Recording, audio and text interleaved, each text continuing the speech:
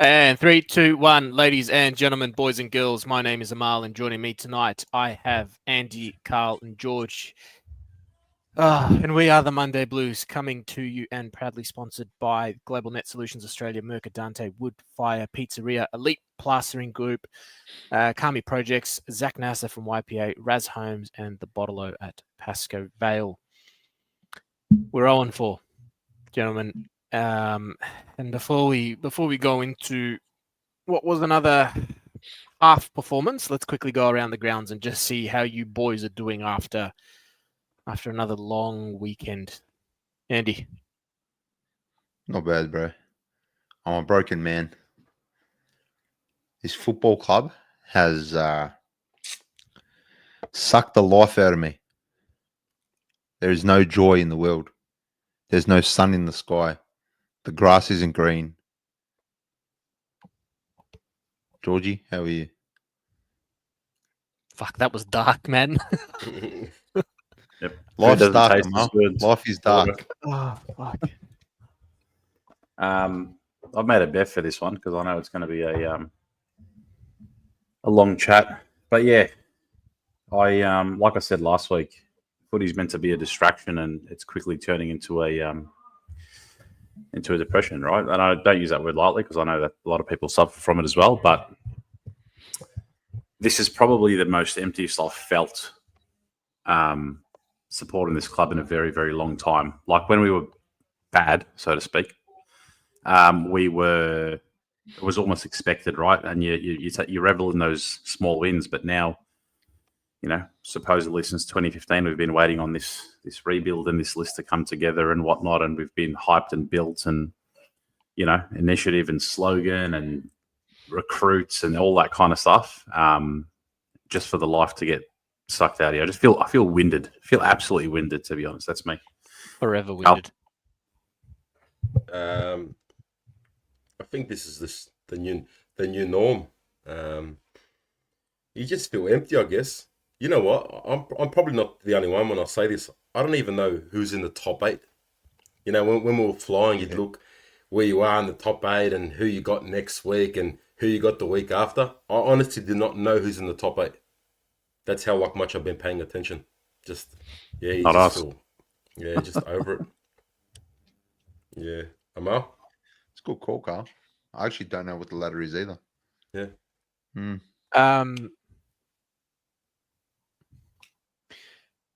Well, I'll get to Thursday night, and then just that night in general, I started a new role, and I was in the city all day, and I was exhausted, and I'm on my way to the game. I'm seriously struggling to stay up, and I'm thinking to myself, why am I here? This is what Carlton. I used to be excited to go to the footy. I used to love going, the excitement, the build up, everything like that. But Thursday night, I was on my way to the game. I'm thinking, man, do I just go home? And you know what? I said, no, I'm staying. I'm going to watch. I'm going to see exactly what's going to happen this game. And the bounce. First quarter starts. And we'll start from there. Because it was actually all right. That's realistically, in isolation to everything else that we've seen so far, if you just started watching Carlton's season for the first quarter against Collingwood and even parts of the second quarter, you would sit there and say, they're playing good footy. How did you guys feel in the first quarter? I think we've been playing the exact same game for 4 weeks now. Exactly. We all knew. It's like the definition of insanity, doing the same thing again and again, expecting a different outcome. So I felt like we would bring it.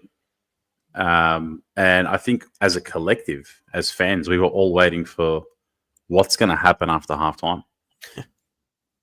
So that was my thinking. I think, we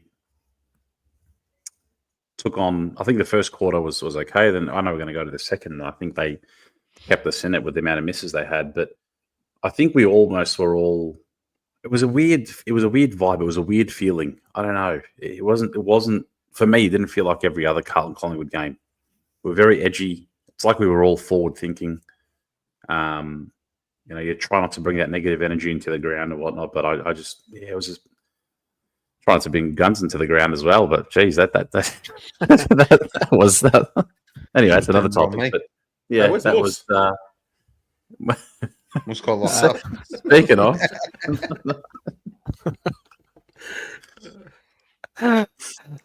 Aiden actually knows. Mus is in a mental asylum after having to sit through 4 quarters of Carlton against Collingwood. No, Mus is laid out. He actually, he's off unwell, late sick, with no replacement to come in. We'll see what happens with Mus. Whether he rocks up on Thursday. Yeah, it would be Thursday this week. Doesn't even matter. No. But to your point, George, first quarter was fine. Second quarter was okay. And then at halftime, Andy, I tapped you on the shoulder because you were sitting 1 row below. I tapped you on the shoulder and said, Andy, this is where the game starts. Don't worry about the first half. Yeah. And the real Carlton, is that the real Carlton that came out? Is it the fake Carlton? Is it what is it? It's mentally weak. We are fucking mentally weak.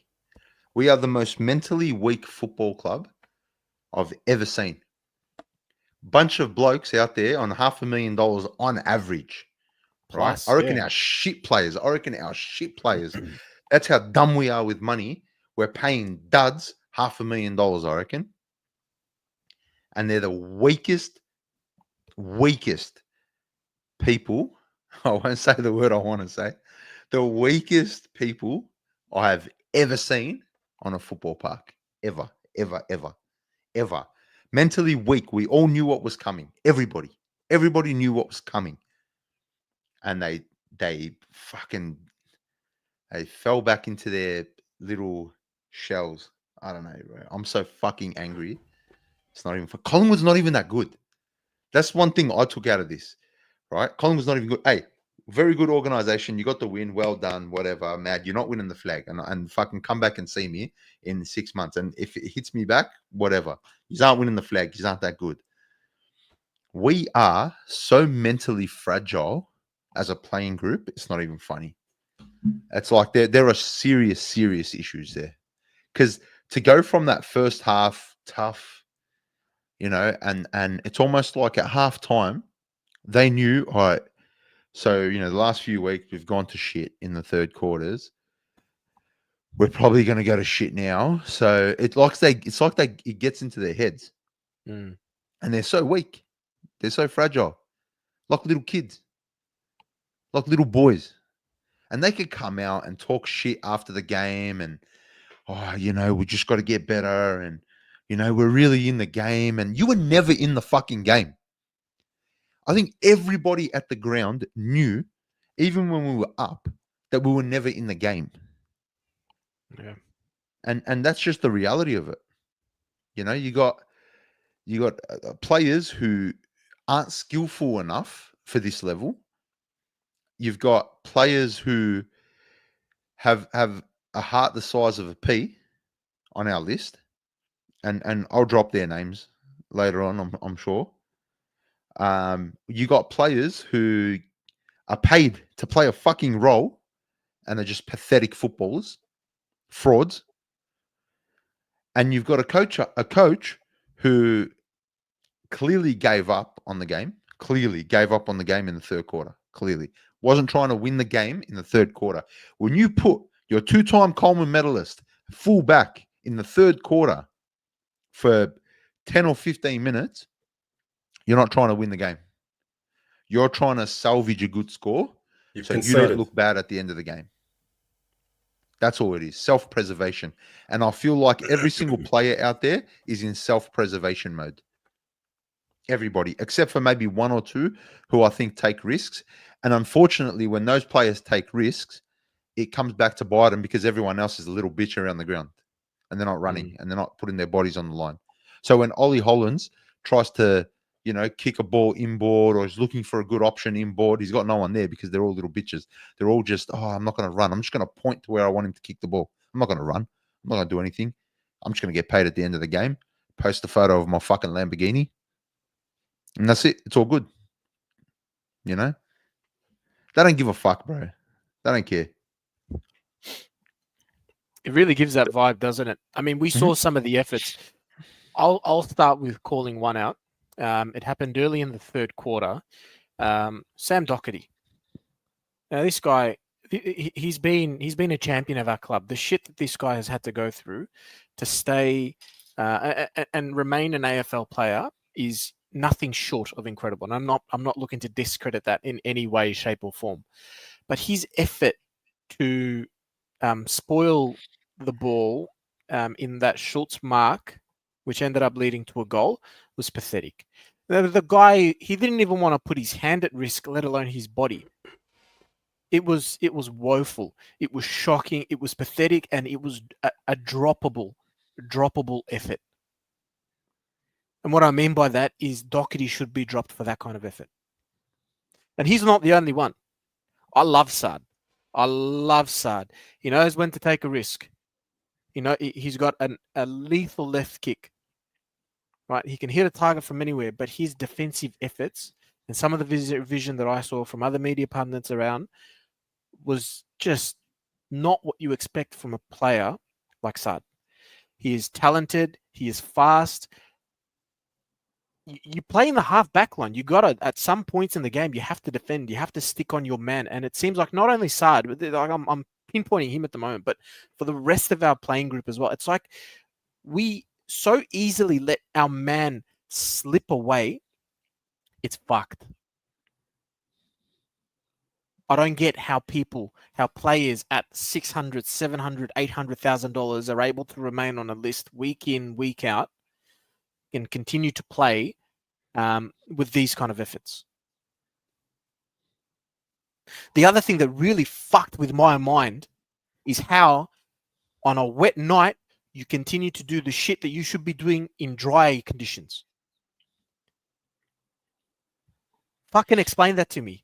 How is it that when it is pissing down rain, you're looking to go the pinpoint precision kicks and the swift handballs and the sleek looks? What are you doing? Why aren't you doing this when it's dry? It baffles me. It actually baffles me. But I want to go. Sorry, Carl, you go. There's bigger problems at the club than just the players. It's further in, and we've been saying this for a long time. Mm-hmm. You got you were talking about players. Mitch McGovern, what the fuck is he doing? Did you see the stat today? Best on ground for Collingwood, has to be. Did you see the stat for the season with him? No. He's ranked number 1 in the league for the most turnovers in the defensive half. And he has conceded directly from those turnovers. He has conceded, I think, 8 goals or 7 goals, which is the highest in the league by about 3 or 4. Wow. But won't get dropped. Yeah. But won't get dropped. No, they can't drop him. I'll tell you why they can't drop him. Because we pay the bloke 800, 700 a year. How are you going to drop a bloke on that? How can you justify that to the members that you're paying a useless bloke, and I said this 2 years ago. He is one of the biggest criminals in the AFL. He has come to the club and stole money from our funds to call himself a footballer, that bloke. Yeah. He's a thief. An absolute thief. You're right, Carl. He's no good. It's a bit of a fleecing, isn't it? And for the club to, I understand he had that miss against Collingwood last year after the siren. Ever since then, it's like he's been spooked. He's been a shadow of his former shadow. We've seen is flashes of brilliance from him. Kicking out of 50, and he's got a weapon of a foot, and he can intercept. And ever since that, again, you go back to the mental resilience and strength of the club and the individual. Since then, he's completely crumbled. He is absolutely crumbled. And you want to go back even before the game, actually, we haven't touched on, but before the game, Collingwood talking about how much they love to beat us. They're posting and showing a photo of Nick Dacos in Carlton colours to the club, and everyone's like, yuck and disgusting and this and that, just showing how much they hate us. They're focusing on the rivalry, how much they hate us and how much they love to beat us and what it means to them. You look at everything that they were coming up with. And what did Carlton post? Rob Priestley's coming out. He's not even in the same state, isn't he? Right? He's based out of New South Wales. He's coming out with. He's coming out with. Yeah, we got 2 new board members today. There's a can deposit scheme at the club now, and Ampol. Right, so that's our messaging on game day, right? Game day. So you look at the great rivalries. It's a one-way rivalry for me now, right? It's not a fucking rivalry. It's a one-way rivalry because for 2 decades, Pendlebury and Slidebottom have dicked us down for 2 decades and laughed at it, right? And now they're sitting on the bench bored now. They're sitting on the bench absolutely bored now. So you've got the biggest rivalries in the world. You think, I don't know, Real Madrid, Barcelona, Man United, Man City, whatever you have in the NBA, Boston. Anyway, regardless, all the rivalries in the world, Carlton Collingwood supposedly up there in one of the biggest rivalries. And look at the messaging and the tunes coming out of the club the day before, the day of the game. Complete contrast. It's complete contrast, stark contrast. And then what you post, right, is going out to the hundreds of thousands of members and supporters, having that mindset going into the game, questioning, what does my club actually care about? Does my club actually, do they care? Is footballing the number one priority? Nope. And it's becoming very, very, very obvious now through commentary, through actions, through week in, week out, and people are realizing it. That we don't. We don't value it. We do not care. And it will show and it will continue to show, right? I mean, look, can we get half of our membership refunded? Because if we're only playing half a game, we should get half our membership back, like, in all honesty. It is a Carlton Football Corporation, and the messaging coming out just continually proves that. Yeah. Before the game, we've got Carlton respects. Everything will be all right, guys. Make sure you be respectful to one another and be inclusive. And just remember, we're stronger together. Keep that in mind, guys. What has all this led to? Ozatesh will tell us, and thank you so much for the donation there. Oz, this is our worst start to a season since 2019. The list that we have at the moment is the best list we've had in decades. We've got just think about this for a second, yeah. Just think about this. Just think about it. Think about it, right? Wiedering in the back line, he's an All-Australian. He should have been a multiple-time All-Australian. TDK, he will be All-Australian. Cripps, Sam Walsh, he's lost his shit a bit. Fine. Chera. You've got Curnow and Mackay up front. No, you don't. I mean, I don't rate them at all at the moment. I don't rate them at all at the moment at all. But this is like this list. Any single team, any coach worth it at all will look at this team and go, you know what, this is a great team. I can come in here and do something. I can achieve something with this team. Why is it that Voss can't? See, but this is the thing, right? This is where you all know I've been off Voss since the semi-final last year. My thing is, either Voss, like, we all agree that the list isn't great. We all agree that the most of the list isn't great, right? I can name you 10, 15 players right now who are trash. So how could Voss or anyone come in and coach 23 blokes when probably 6 or 7 of them are good footballers and the other 16, 17 are trash? How could we expect him to, like, he's trying to shine shit. You know what I mean? Like, at the end of the day, like, the list is trash. You got so many players who wouldn't make the cut at a good football club. Brody Kemp, Exhibit A, Jesse fucking Motlop, Jesse Motlop. We keep being told this kid, he's a fucking spud, man. He's a fucking dud. Fuck him off. Fuck him right off, bro. He's no good. We've just recruited 50 fucking small forwards, right?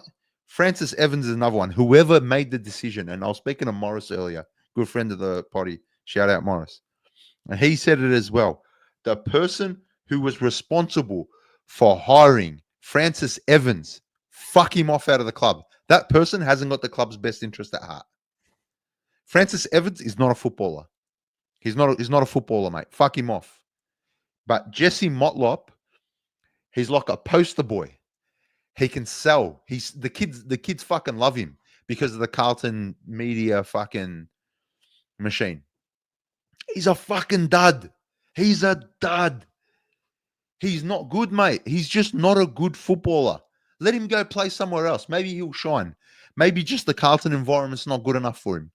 Maybe he's got performance anxiety and should take a few weeks off. I'm just saying, maybe. You know what I mean? What's good for one is surely good for another. If you're not kicking goals from... Huh? Calls himself Deadly Motlop. Deadly Motlop. Fucking... Bro, he's a dud. He's a fucking dud. Deadly is what he makes me feel after his set shots. We were right in front of that. And for anyone who hasn't seen the socials on the YouTube, on the Instagram, on the TikTok, great little clip of him right in front, missing, and then Houston getting stuck into him. But I think all of us had next to no confidence that he would score that, which is an indictment, an absolute indictment. Which is why I whipped out my phone and recorded that, because I thought it's going to prove me right. Good comedy. Absolutely. $3 from Carlton Edits. Good evening. It's Cheyenne. Shout out to Cheyenne. This is my little cousin, by the way. Does Voss even care anymore? You know what? I'm off the Voss hating train. I'm off it. It's not his fault, bro. Voss isn't out there telling Sam Walsh to drop his head when he's kicking the ball and just kick and hope. He's not telling Ollie Hollands to miss crucial tackles that cost us goals. He's not telling Fogarty to just stand there and look like he's doing something, but he's really not. He's not out there telling fucking Brody Kemp to do nothing. He's not telling Blake Acres to kick it out on the full. Do you know what I mean? A coach can't...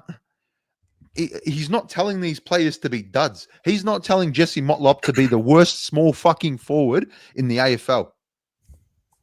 He's just not. I don't think it's Voss's fault anymore. I honestly don't. And I'm probably an idiot for thinking it in the first place. Do I think he's a great tactician? Absolutely not. Absolutely fucking not. But we need to hold the players accountable and the people above Voss who got those players in the club accountable. I don't think any coach can do better. I honestly don't with the current list. We've got so many passengers, so many players who don't want to make that extra effort. Everybody was crying out for Ashton Moyer. Well, he's happy. Ashton Moyer came on pretty much a whole game and touched the ball once, maybe twice. He did nothing. Yeah, he was. Is everybody going to shut the fuck up now about Ashton Moyer being our savior? The problems go way beyond Michael Voss. I said this 2-3 weeks ago. Michael Agresta, Brad Lloyd, Nick Austin. Those three are responsible for the current list. They must be sacked. Must be. Fuck them off. They're no good. They're no good at their jobs. Fuck them off.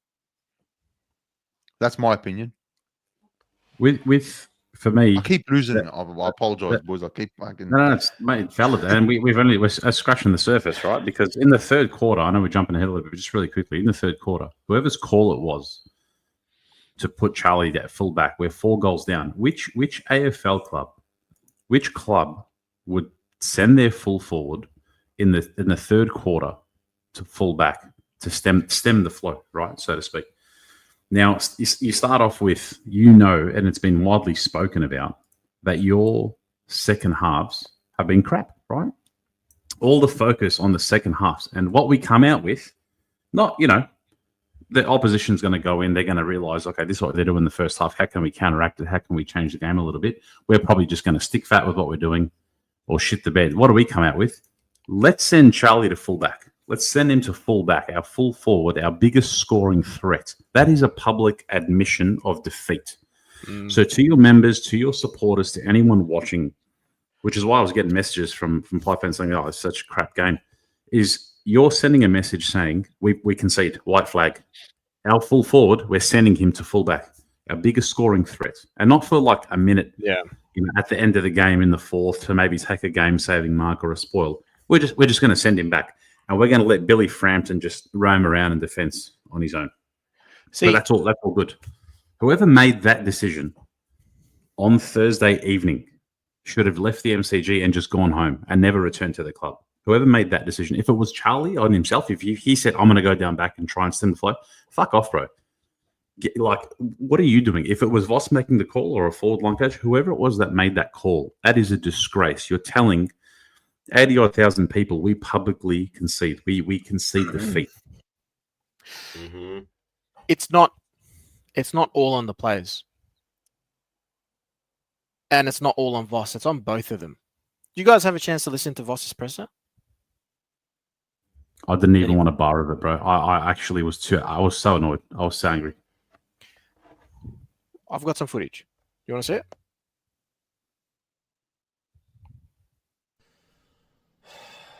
Michael, what happened at halftime? Well, coming into half time, it was, we were pretty clear on what we needed to be able to get done.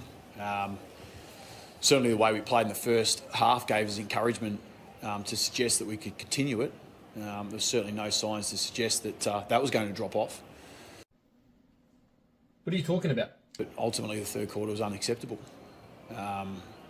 And we talk about this game and about styles, but the reality is that the game is played at contest first. Okay, so styles and contest first, but wasn't our style contest first? Hasn't it always been that? What's happened to that? Are we still contest first? That's not us. It's not us. We've got a standard that we play to, and we didn't meet that tonight. What is our standard? I tend to stick on behaviours and what I want to see in behaviours, and there's a standard as well. So there's an expectation and a standard and the way we want to play and the behaviours that support that, and that's the consistency we're after. But the fact is, when the pressure comes, we're not handling it. I don't know what the fuck you just said, but we'll move on. What are you thinking? Like out there, like it's three-quarter time, your team's lost the plot. What exactly is going through your mind? I think when you're out there, you're not really thinking about what's happening next. I appreciate that might be the bigger picture of things and how it might play out ultimately. But largely I think when you're in the moment, you're sort of playing the moment. Players don't. Well, I don't think they do. They don't delve into what it means and. Can we get back? They're just like working out, okay, what's the next contest need to be? How do we get the three-quarter time huddle? How do we keep the scoreboard in check so we can reset and go again? That's only where we need our players, totally present to what we're doing. Can you explain what you just said? No explanations at the moment. It's about probably being clear to be kind. All right, man. How do we move forward? What are we going to do to get better? Ultimately, the way forward is to accept what's happened. You can't shy away from that. You've got to accept what's happened to be able to deal with it so you can get on with it. So that's what we'll do. Do you think you need help as a professional coach? I don't need it in that moment. Yeah, don't need that. Why is he smirking? Hey, Voss, what's our system again? Really, our system is nothing more than we turn up next week and we play another opposition. Surely not. That's all we need to focus on. So the circumstances, how it's playing out, I'm more concerned about the standard, to be honest with you. That's right now, if you ask me, that's what I'm concerned about. So we've got to address that. Yeah, but what standard, bro? Well, the standards around the ball, we weren't good enough. So you saw it. So we fumbled. They didn't. They absorbed pressure. We didn't. So it's pretty clear. We have issues, and that's why it's. So that's Where'd you real get the footage. press? Where'd you get the press card from? we're, How'd you get we're this? in So it's an initiative from the prison. all the cops were busy with the other thing, and you snuck in. He snuck in. Just quietly, 247 in the chat. There's like 50 likes, man. If you like Amal the journo, hit the like button. Absolutely, hit the like button. Come on, guys. We've got problems. It's not just the players. It's not just. It's a mixture of both. Firstly, I don't think Voss has any sort of discernible game plan, and I don't think these players surely know how to play footy. It's just been. Surely these players know what it is that they need to do as long as there's a game plan. If there's no game plan, people are going to get lost. Yeah, but you know what? We get a coach every time we get this coach. We always have this same thing where we don't drop players that deserve to be dropped. Whereas you look at other clubs and they'll set that example. For players not doing well, he'll get moved to the twos. We don't do that. And then you got the likes of, why was Lewis Young kept in on a game like that when we knew it was going to be wet, but Jordan Boyd was dropped? Shit like that is where you look at Voss and think, brother, what the fuck are you doing? Did you see that video of Young aimlessly floating around, just like hovering, not knowing where to run? I think they showed it on Young. first, right? Yeah, it was on first crack where he was just hot, like he was lost. He was completely lost. Deer in the headlights. So it's shit like that where you get frustrated as a supporter because we know what's going to happen before it happens. Like, we know this. But now it's all good because Mitch McGovern will be in the same position next week, him and Lewis Young. And I don't know what the fuck we got Nick Haynes for. I'm not sure what we bring him in for. But now it's all good. Can't wait till West Coast slaps us. Fucking duds. Exactly. I'm telling you, man, we've got a list of about 5 or 6 boys that are solid. The rest, I'm telling you now, when they're off, they could be, well, they're a bottom 3 side when they're off, you know, and this is exactly where we are. That's exactly where we find ourselves. Delisting, getting rid of, picking up at Nick Haynes, firstly. Picking up Nick Haynes, who wasn't getting a game at GWS, and, you know, for those watching GWS games, said he's bloke's finished. All right. It's all good. Carlton's here to recycle. Yeah, we'll take you. Yeah. Francis Evans, they're listed by 2 clubs. We'll take you. We'll give you a game after a month. And we're going to get these guys in. We're going to replace them. I don't want to bring up Kennedy Noes again, but you bring up, you know, durable, effective players. And you're going to, so they go out. And what you bring in is players who, I know it's 4 games in, but I think it's enough for us to see.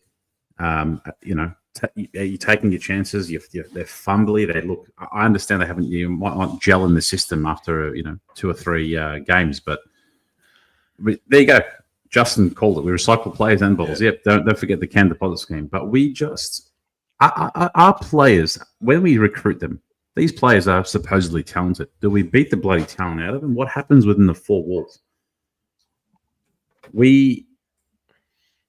Since 2015, I think we've all waited, right? Rebuild after rebuild, and for the formulation of this list, this spine, supposedly, right?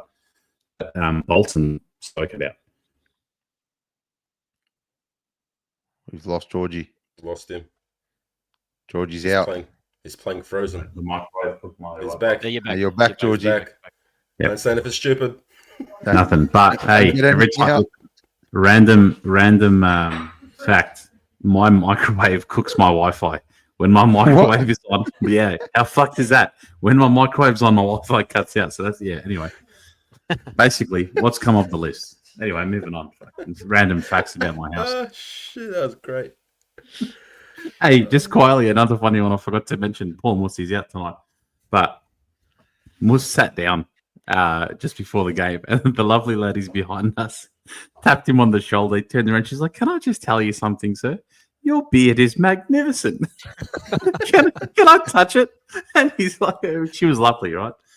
But how good was she? Did Muss like touch what? No.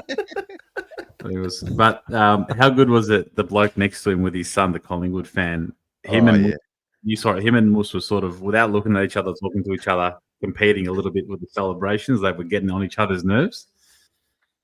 But what killed me is pity from Pie fans, starting with that guy, right? We're getting pity from Pie fans. I'd rather the hate. I'd rather the vitriol, malice. Give me your hate. Give me the malice. You look at the bench, halfway through the fourth quarter, it's going ahead a little bit now, but Dacos, Degoe, Pendles, they look bored, right? This is a team that loves to beat us, that get G'd up. They were bored. It's like they were just like, oh, Carlton didn't show up. They threw a punch in the first and the second. We ducked and hook an uppercut. See you later. Left, right, good night. They were bored, and it spoke volumes from the players to the fans, right? You get abuse, this, that, group chats, mates, colleagues, getting nothing. Like Pie fans pity us. That kills me more than anything. Yeah. Yeah, the Come to person. think of it, I got nothing from any Collingwood fan, to be honest. I got a couple messages the next day. Yeah, That was nothing it. major. People are genuinely concerned about Carlton. Like, even Collingwood supporters I know are like, I think you guys are in trouble. Like, and even they couldn't, like, how are you going to bag us out? What are you going to bag us out about? And everything they're going to say to us, we've probably said worse. So what's there to bag about, man? We're a shit fucking team at the moment. It just is what it is. Now that I think of it, even the media's slightly taken their foot off the pedal now. Like Carlton, They're probably because they feel sorry for the supporters. That's the only reason why.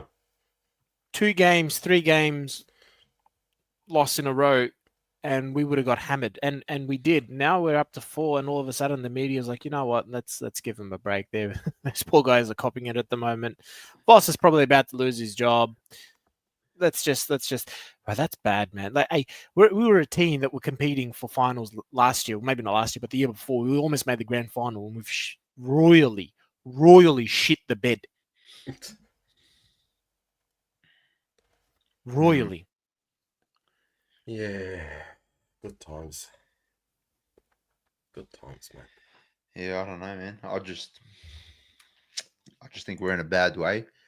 And, like, we play West Coast now in Adelaide, and it's like, I wouldn't put money on us winning. No. I don't know who's favourite, but even if it is us, yeah, we like, are. do you guys, will you guys go comfortably into the game thinking we're going to win? No. Absolutely not. How could you? No. How could you when we are losing the same way week in, week out, and players are coaches, and the coaches, they're looking at each other for answers. Mm-hmm. They're looking at each other confused. Look at the body language during the game. Look at the body language at the 3/4 time huddle. Look at after the game, the disconnect. And just maybe just for you guys and for the chat, what happens at halftime? Can someone please answer me what actually happens at halftime? What is said, what is done, or what isn't said, or what isn't done? Wild theories are welcome. What actually happens at halftime? Do you 4 games in a row. Do you reckon they talk about, look, boys, we haven't been starting, third quarters well. We haven't been doing well in the second half. Let's really focus on that. Do you reckon they acknowledge that as a mental fragility, or do you think they just kind of, it's all right, we ran out the game okay, like the standard Voss thing? Do you think he's drilling them about it? You got to psych up. You got to psych up, surely. That's what I mean. Like at halftime, that's his one trick, bro. That's his one strength: people and motivation. Allegedly, that's his only strength, right? So you're not a game day tactician. You're not going to out smart and out coach the other coach. He's there literally for people and motivation. That is your one trick. How can he fucking not? Yeah, unbelievable if he's not. Do you reckon it's obviously we've only got one gear? Do you reckon we haven't found that next gear, or we just don't have it in general? Someone's because found it's the obviously gear. it's we obviously haven't found that, and nothing's obviously changing. So does Voss come in at halftime and say? Does Voss come in at halftime and say, "Yeah, no, well done, boys. Just keep at it. Keep at what you're doing." Because we know what Collingwood did was, all right, they've thrown everything at us. Now we show them how we play. Which obviously we don't do that. West Coast will be looking at us this week, licking its lips, saying, this could be good for us. This could be very good for us. And you know what? I won't even be mad if we lose. I'd laugh. I'd giggle about it. Like, yeah, mate, fuck, this is good. Fuck this joke of a club. I Let think them have I'm it all they can. beyond. I'm like beyond mad. Like I'm cut, but I'm beyond getting mad. Like I left the ground Thursday night or whatever, and I wasn't like angry. Like after the Doggies game, I was angry. You know? After the Richmond game, I was fuming. The Hawthorn game, I was angry. But what do? We're shit. We're fucking shit. That's it.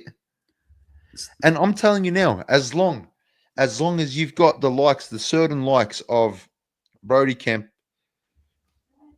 Lewis Young, Mitch McGovern, Jesse Motlop, Lockie Fogarty. Lockie, is that his name? I don't know.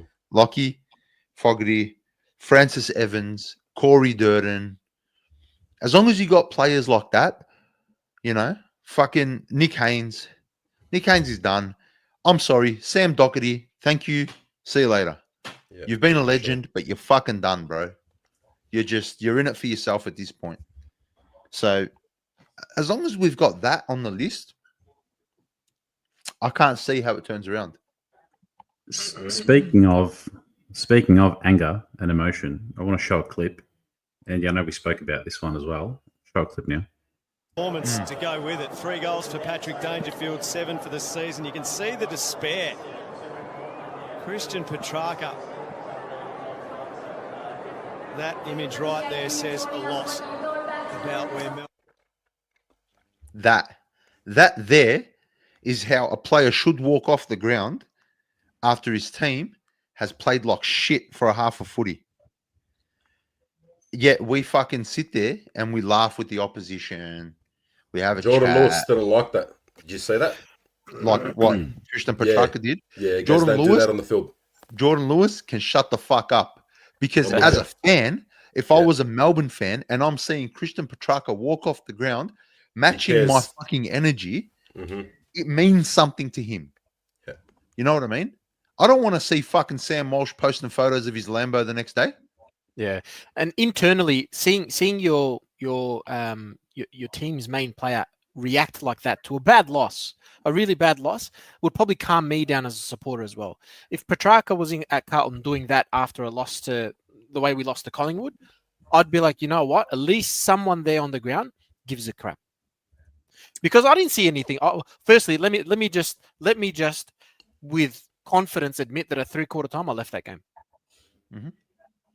At 3/4 time, I don't think I've ever left the game at 3/4 time. But there's no way I'm sitting through that kind of piss weak performance from a club. For all those that were on the field that night, and for those out. And for those out as well. Now, I'm not going to single anyone out here, but Harry Mackay, I'm going to single you out. Get your fucking shit together and get back on the fucking ground, because we need you. You're on 800,000-900,000, whatever it is that you're dealing with. You should have expected that when you came into the AFL. That's why you're getting paid so fucking much. Get back on. Get your shit together and get back on. Charlie's dying for you to come out. Our forward line is dying for you. It's like we're sending kicks into your fucking shadow that's not there. Get it together. Get back on. Whatever it is that you're dealing with, work it out.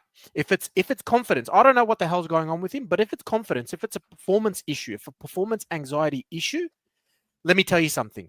The only way that you're going to get over it is by getting back out there. Not by sitting at home. No, he'll be back this week. He'll play West Coast, 100%. And that's the only reason why I reckon he didn't play last week, because it's against Collingwood. He didn't want to face the big crowd. That's my opinion. That shits me, bro. Because the club is suffering. The team is suffering, right? And he can play in the VFL. That doesn't sit right with me. That doesn't sit right with me. Doesn't have to sit right with me. I get that. But come on, man. Oh, come on. The club is suffering. The team is suffering. Your teammates, your brothers are suffering. You know? I don't know. Shout out, Enzo. We all have performance anxiety. We watch Carlton every week. Mate, facts. But I'll tell you what, on that, you know who would have been handy to have in that forward line on Thursday?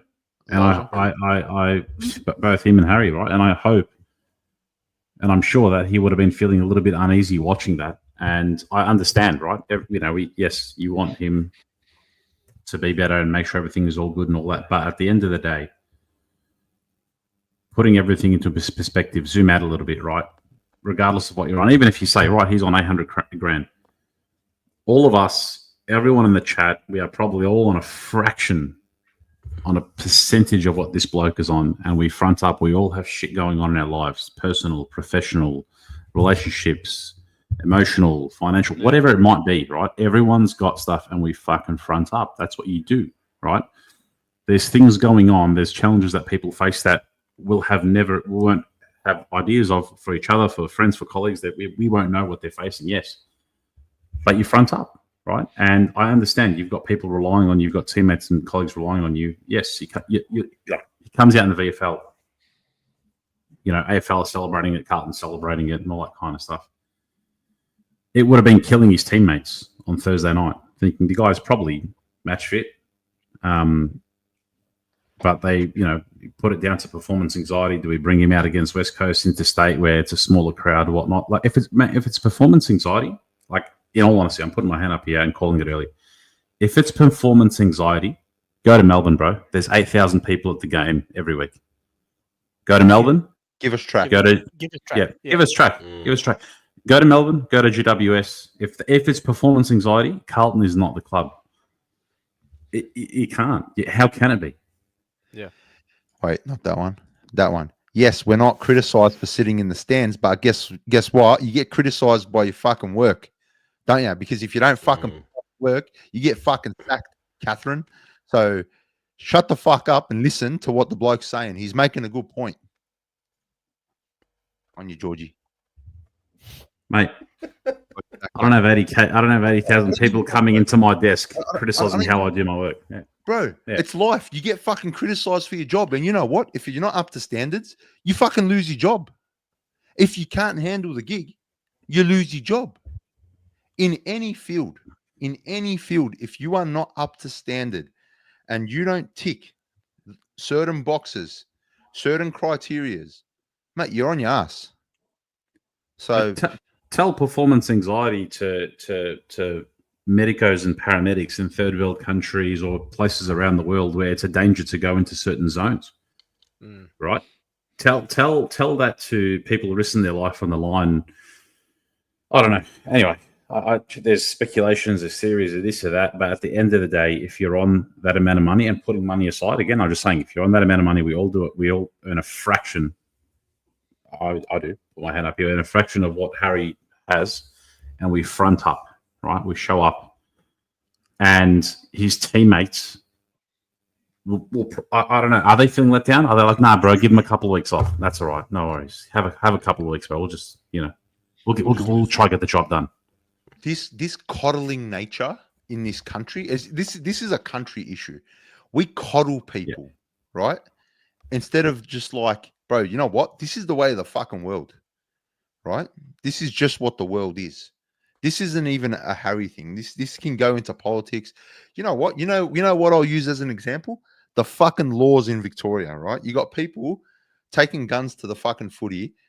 And they've been on bail, they've been doing this, they've been doing that, they've been let out because we have a system that coddles people instead of punishing them for bad behaviors. So, I know it's that's definitely not a comparison, but this coddling nature, it's not real life. It's actually not real life. And I'm no fucking mental health expert. I'm not trying to be a mental health expert, but real life dictates that you show up. You show up or you get left behind. And that's just what it is. That's real life. Like you said, Georgie, go see a third world country. Go see the fucking parents that are working 12, 13-hour days trying to put food on the table for their kids. Imagine trying to tell them, oh, nah, look, I'm feeling a bit down. I'm not going to rock up to work. They haven't got that luxury. It's a fucking luxury. So, I don't know, man.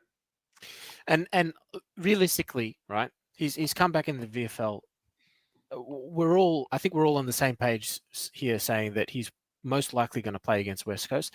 And I think it's the same for Elijah Hollins as well. I reckon they both. He fucking has to. I'm sorry. If he doesn't play against Yeah. West Coast, what are you doing?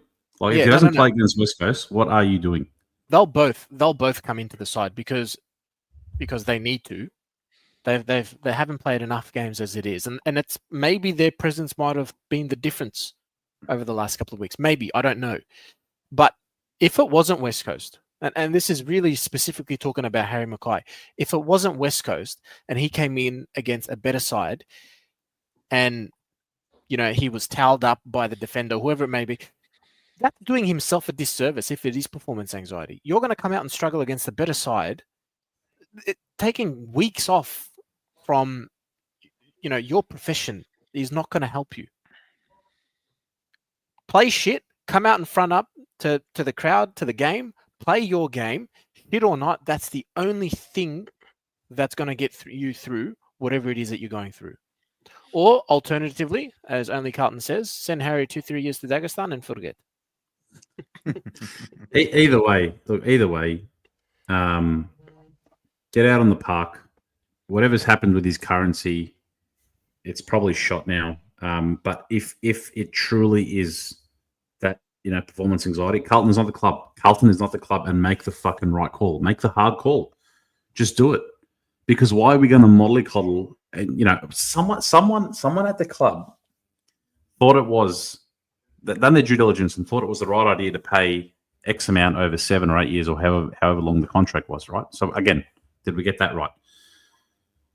Where's the governance there? But if it's performance anxiety, thank you very much. We hope you have a great rest of the year. Let's fucking try and get as far as we can and see you later. Because we cannot carry we can't carry players like that at the club.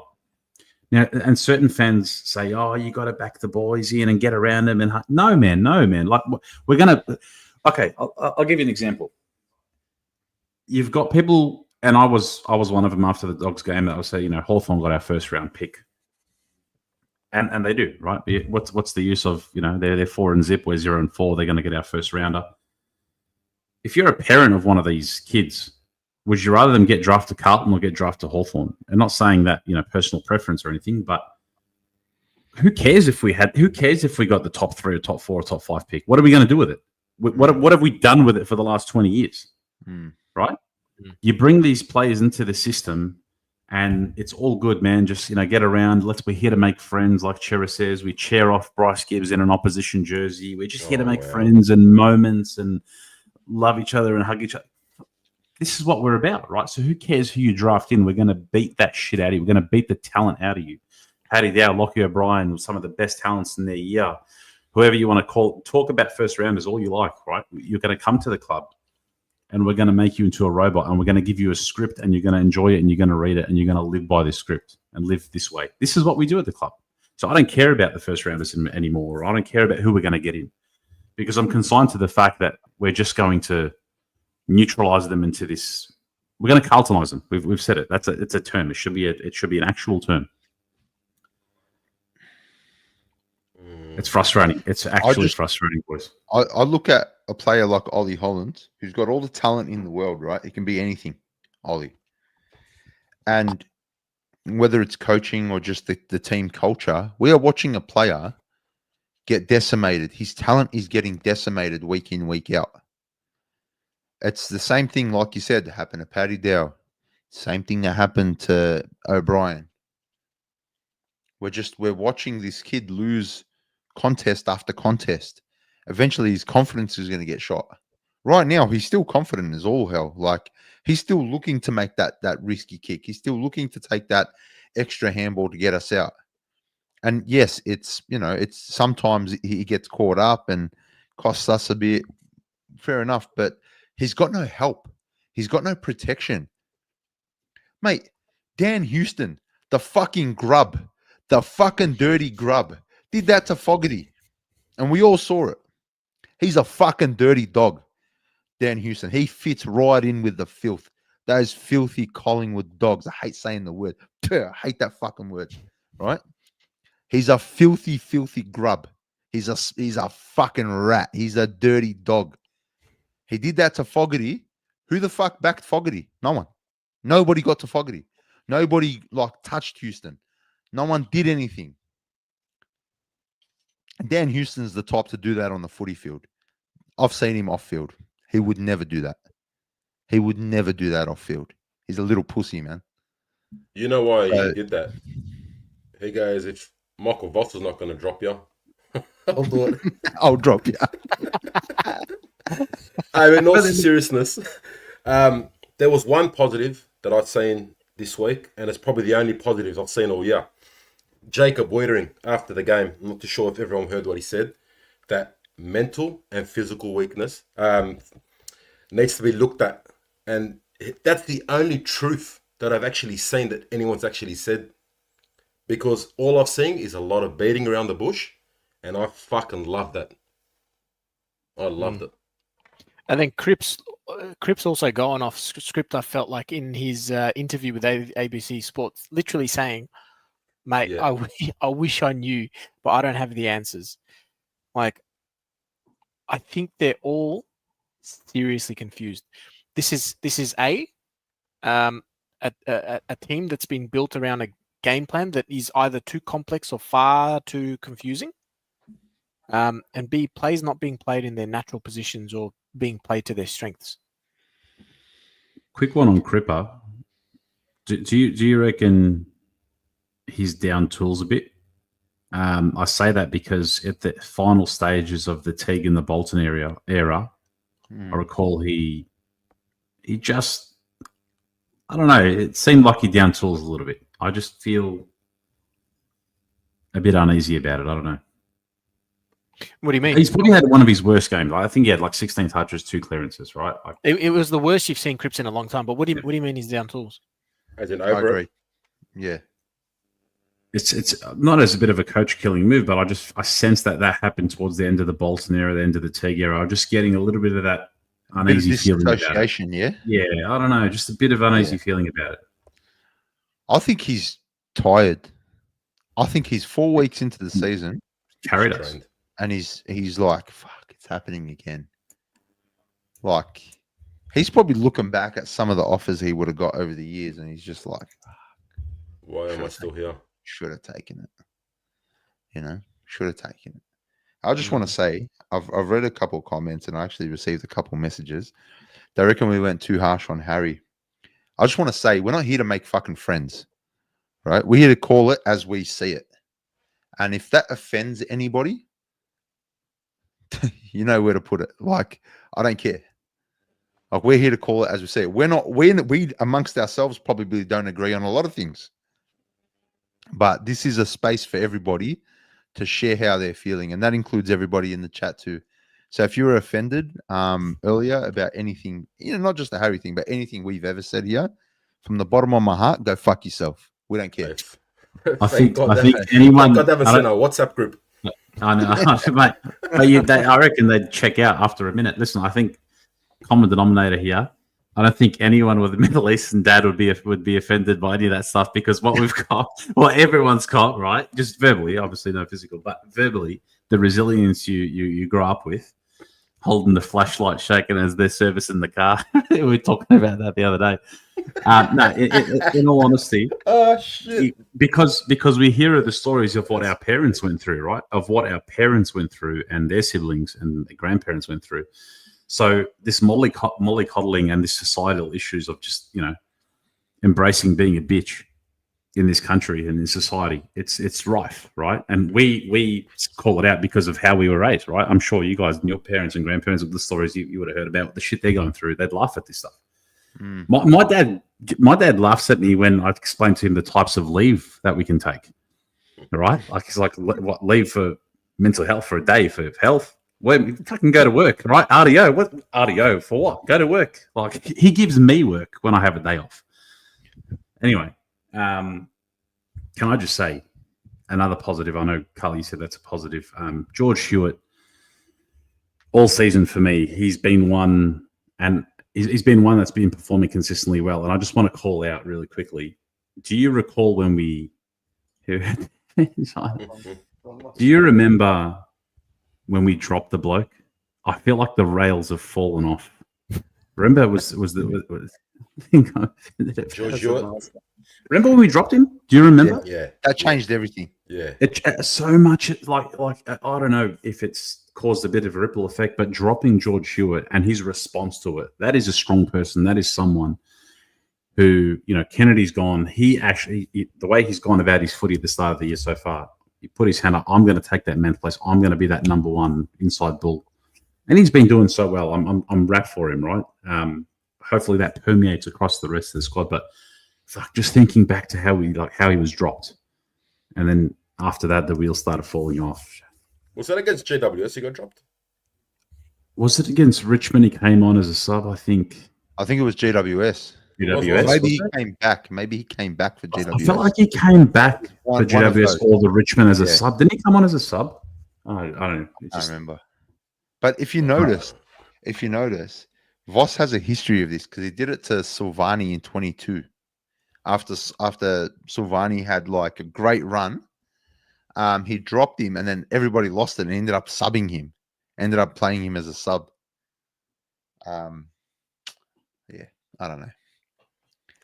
Carlton. I don't know. What's going on in the chat? Chat's going off tonight. I love it. What do you reckon? We get some 300. people on? Hit the like button. Hit the like button, guys. Come on, get us to 100 in the next minute. 300 of yous in the chat, man. Hit the like button. If you love Get it. Carlton, like it. If there's a guy called Northball in the chat who's been making me laugh the whole time. Thanks for joining us. Fantastic content, Northball. Just riling up the people. I like it. We've got some Collingwood people in here too. Some of them are all right. Some of them are just complete fuck. Let's get Muth on. Look, I'll share the link. You want to jump on, have a chat, throw a question our way. Now's your chance. Whilst we wait for a couple of people to jump on, questions come up a couple of times from ZZ around Fogarty and his impact in our small forward line over the last 4 weeks. Are we off him too? I know Andy spoke about him. I sent the photo today in the group. Can I quickly read that out? Do it. Oh, okay. I still got it. Yeah. Lockie Fogarty gets game every week. He's played 51 games for Carlton and kicked 19 goals as a small forward and 9 goals in his last 27 games. That's pretty embarrassing. He's had 1 behind for the year and 1 goal assist in 4 games.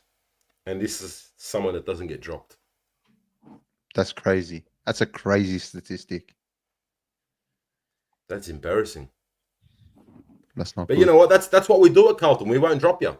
As long as you're in the best 22, the so-called best 22, that's your spot. That's it. You're staying there until you get injured, until you retire. So don't stress about that. You're all good.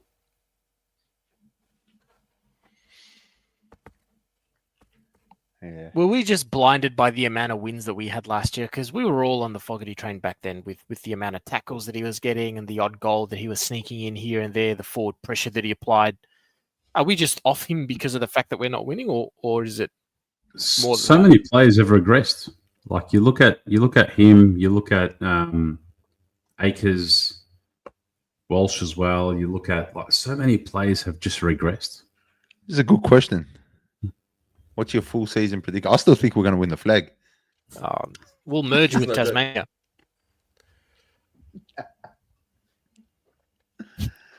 Oh man. Yeah, look, I don't know who we have. We got someone waiting. You know? Let's see who we got. Moose. Big Shine. Man.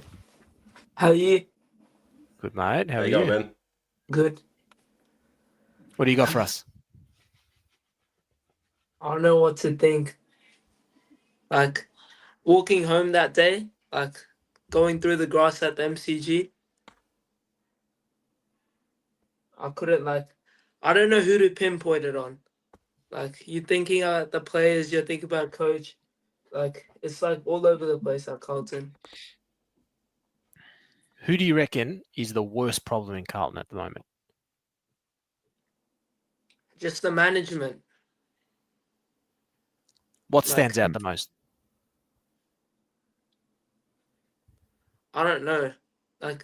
there's not one player. It's all like it's just the mentality at the club. What's the issue with the mentality? What are you seeing?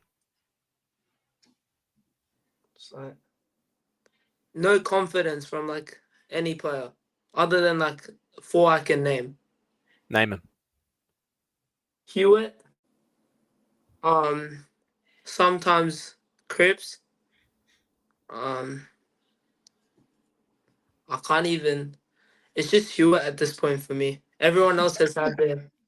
He's spot on. He was not the wrong. the most consistent. He's actually spot on. He's not wrong. He's not. So what are you changing? What are you changing to improve it? I don't know. You bringing in the kids, dropping older players, or do you think we have to change coach? Like Carlton, from the time I started watching the club, which was 2020, because I just started getting into footy, we've just like, and like watching the other years, we've just like gone in this like spiral. Like we get good at a point, and then, or we like crack finals, or like we don't crack finals, but there's like sparks at the club, and then, or coach sacked, rebuild, and then back again. Mm. Good Yeah. call. Can I just ask you quickly, who ruined your life and made you support Carlton? My You older had plenty cousin, of better options. You had the history there. You had it all going, but you came with Carlton. What made you do that? my older cousin, he took me to 2021 Carlton Fremantle. Didn't we lose? Carlton Fremantle. I think we lost that Correct. one in 21. From No, memory. we won by like We 40 won? points. Oh, nice. Yeah. Nice. I'm sorry. I'm sorry you attended that game. Yeah. Hey, Sharon, thanks so much for jumping on. Yep. We'll jump on to the next man. It's easy. Oh, how are you, boys? What's going on, How mate? are you? Yeah, Welcome. man. Long time listening now, probably like a year. But Appreciate it, we're bro. so Good. Thanks, we're, brother. we're so shit. We're literally probably the Right. shittest team in the league. We have the most fraudulent backline ever. Nick Haynes shouldn't even be an AFL player. What is he doing? Fogarty, not even 1 goal this season is ridiculous. Like Motlop tries even harder. It's actually just Whoa. like, have you seen our VFL team? Oh, we're We even have. so shit there. Like, it's so bad. I don't even know what to do anymore. I just say drop the whole team. Like, just drop the team, man. I love that. Oh. Yeah, if we could, fuck, I'll tell you what. But like you Nah, said, that's- our VFL side is shit too. Yeah, Well, we I have was- no depth. Like, what depth are we talking about? Like, there's nothing. It's terrible. It's terrible. You know what? For the first time this week, I was actually excited to watch the VFL just Yeah, because same. Harry Mackay and Elijah Hollands was watching, and it did nothing for my mental. Oh, yeah. Nothing. we Didn't we can't have score. like, we had like 6 or 64 7 AFL listed no, no. players How many? 64. 64 Yeah, yeah. listed AFL listed players. playing in the VFL. They're all shit. Damn, We had heaps. 64. Yeah, we had I Oh. think 6 or 7. I could be wrong. 64. What the fuck's going on? Yeah, that's a lot. That's a lot.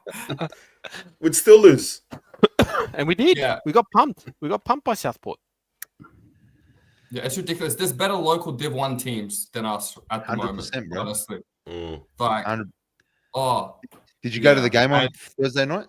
well, absolutely not. I just knew. Like, I know not to go. It was Because, a like, real one. no, I'm being honest with myself. It's like, why would I go? I knew we were going to lose after halftime, after being up. It's like, I'm just going to be upset. And I it's was like, thinking damn, the exact like, same thing. Hmm.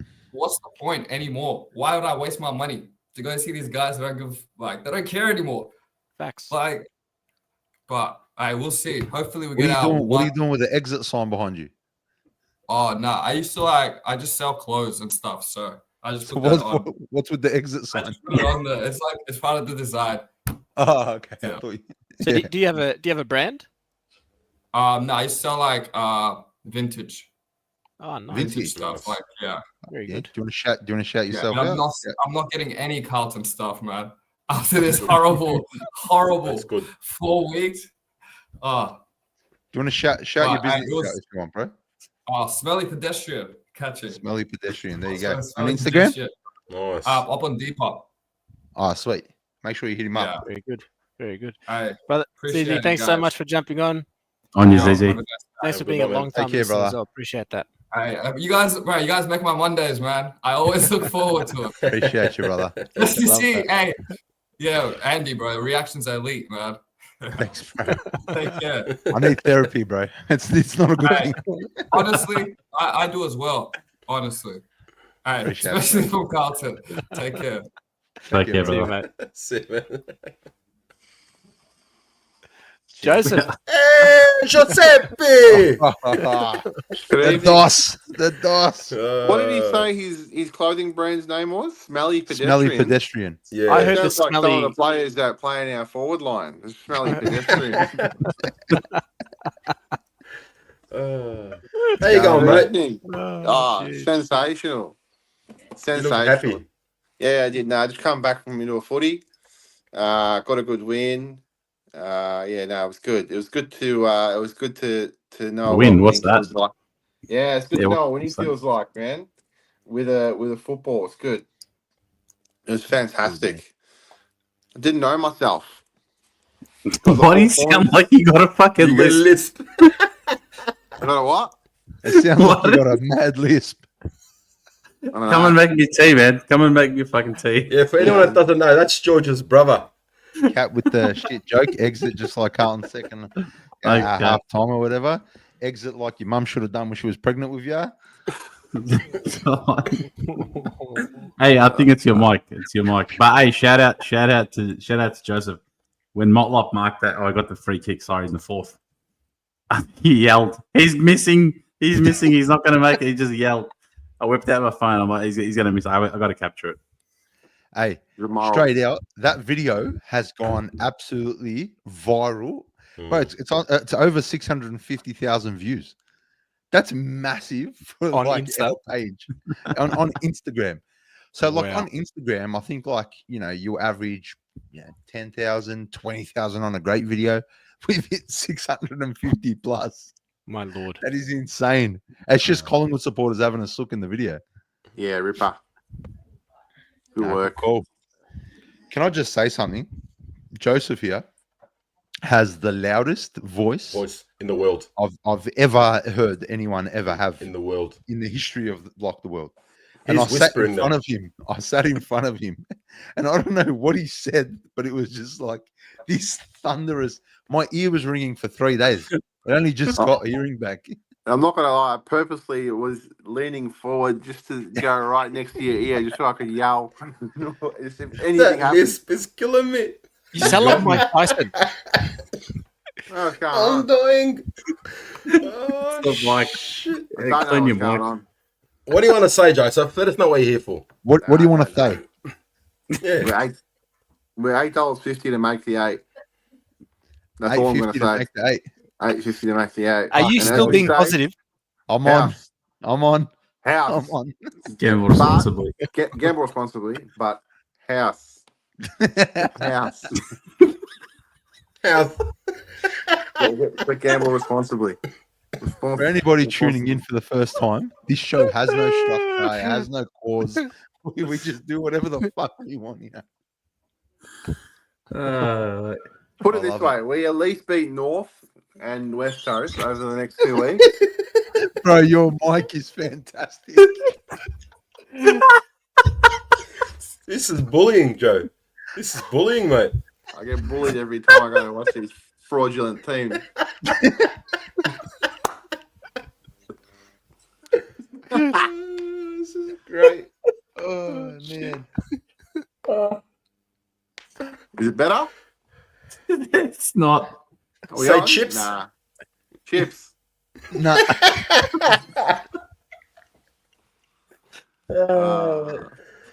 Jesus. No, but if you need someone to put off the opposition when they're having a set shot, Joseph's your guy.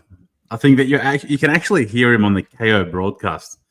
There's a game against Melbourne when Van Rooyen's going up for goal, Yeah, it was 50 And you out. guys, and we told him to scream as loud as you can. You can hear him on the KO broadcast. I think it was 2 years ago. That was so Because good. we were I think we were row D or row E or something like that on the 50, and he marked and he was it was lining up right in front, and then it was just like little boos and shit, and then I'm just like, sorry for any headphone users. Sorry. He actually managed to kick the goal still, so good on him. Guy just woke up the street. Oh, damn. All right, gentlemen. Well, as always, go Blues. We'll get up. We'll get up this weekend. We'll get up next weekend. We'll be 2-4. 6-2 now. 6-2. Yeah, Rain? yeah, we're 6-2 in the rain. So yeah, we were 6-1 in the rain last. We were 6-1 in the rain last year. And that one game we lost would just so happen to be against. Stop saying words. Just happened to be against Collingwood. I'm getting bullied, man. I'm twice the size of all of you, and I'm getting bullied. What's the 5? We were 6-1 in the rain. Yeah, and that one game we lost just happened to be against Collingwood. And then I was saying it all game, and now we're 6-2 and lost against them in the rain again. Oh. Yeah. And I'm mad list. Yeah, mad. He actually doesn't, but your mic is cooked. Your mic is it's like a lift filter. This is gonna go viral. I can't wait. Oh man. My list. Fantastic. All right, gentlemen. Have a lovely evening. Have Love a you, good night, Joseph. bro. Love you. Yeah, Love you, boys. boys. Take care. See you, bro. The Scotty Tompkins. Scotty. G'day, fellas. How are you? Good mate. Good, mate. What's going on? How's Warrigal going, mate? It's fucking cold, I'll tell you that. It was I got up for local footy on Saturday morning. My phone said it was 13 degrees, felt like 5. Why are you It said on the screaming, bottom. bud? Huh? Why Oh, are you sorry. screaming? You just Sorry. screaming. No, like 2 weeks ago, it was my mum's 70th birthday, and the next day I had to take her in to get hearing aids. She got the hearing aids in, and I'm like, Mum, how does it sound? She's like, Scott, you don't have to shout. It's because my mum's been fucking dead all her fucking life. Sorry, that's just how it is, man. I can't help it. Happy birthday to Mrs. Tompkins. Yeah, up your money. I'll try. Is that a bit better if I talk like that? I don't know. Yeah, that's good. It's good. Yeah. Yeah, good, Scotty, the chat god. Appreciate you every week, bro. Absolute god in the chat. I just had more of a statement about where I'm sitting at the moment, but we've all crashed out about 100 times after every loss, but I was crashing out pretty bad Thursday night, and I just decided I'm not going to a game for the rest of the year. I can't be fucked anymore. I don't mention it every 5 minutes, but I come from Warrigal, man. I drive over 200 Ks each way to go to these fucking games. And if this is the effort that we're going to see from all aspects of the club, then I see no point in supporting it until something changes. But if I don't see significant changes by the end of the year, I'm cancelling my membership for a long, long time. I don't Valid, blame bro. you. I don't blame you. You show up and they don't. Yeah, valid. Yeah, absolutely.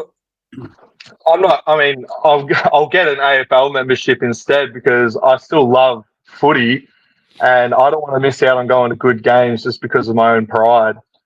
Like if Hawthorn and Geelong are playing at the G, why would I not want to go to that? Instead, I'll watch Carlton lose to fucking Melbourne or Port Adelaide or something at Marvel. Yeah, good call. Yeah, it is. Yeah, There's absolutely nothing wrong with what you're saying at the moment. Zero. And when I talk about the club, I mean literally the entity known as Carlton, not like Carlton as in us, I just cannot morally stand behind them at all. Is there a tornado in Warragul?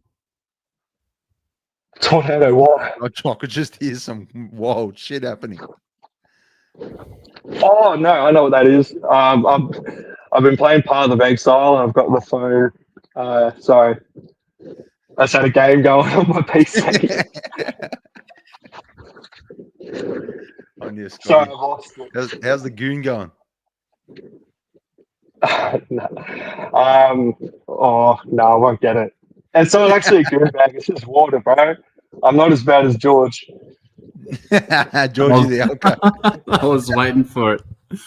The only other thing I want to say about Thursday night is I haven't been to a Collingwood game in over 20 years. That was the first Collingwood game I've been to since I was about 7 or 8, and it was not disappointing as far as the on-field aspect, but the whole vibe was completely off.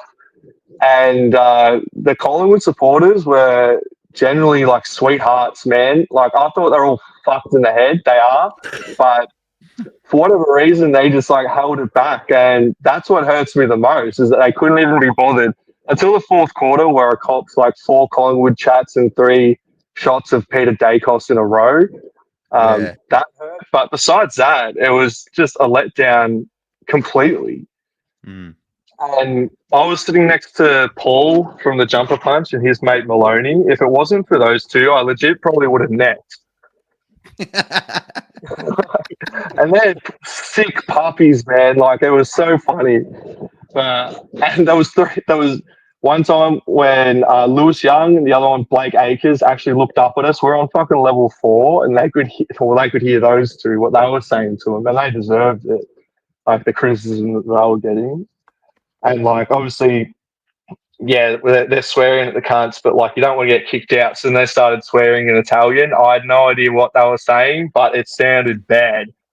And Blake Acres, dude, he deserved it, man. Like he was atrocious. Everything about his body language from the first second was fucked. Like they're robbing us blind, man. Yeah. Yep. Absolutely, they are. And speaking of bilingual, sorry, I know you asked in the chat at the start if you can use Walla in everyday today conversations. We'll give you the Walla pass so you can use it. Yeah.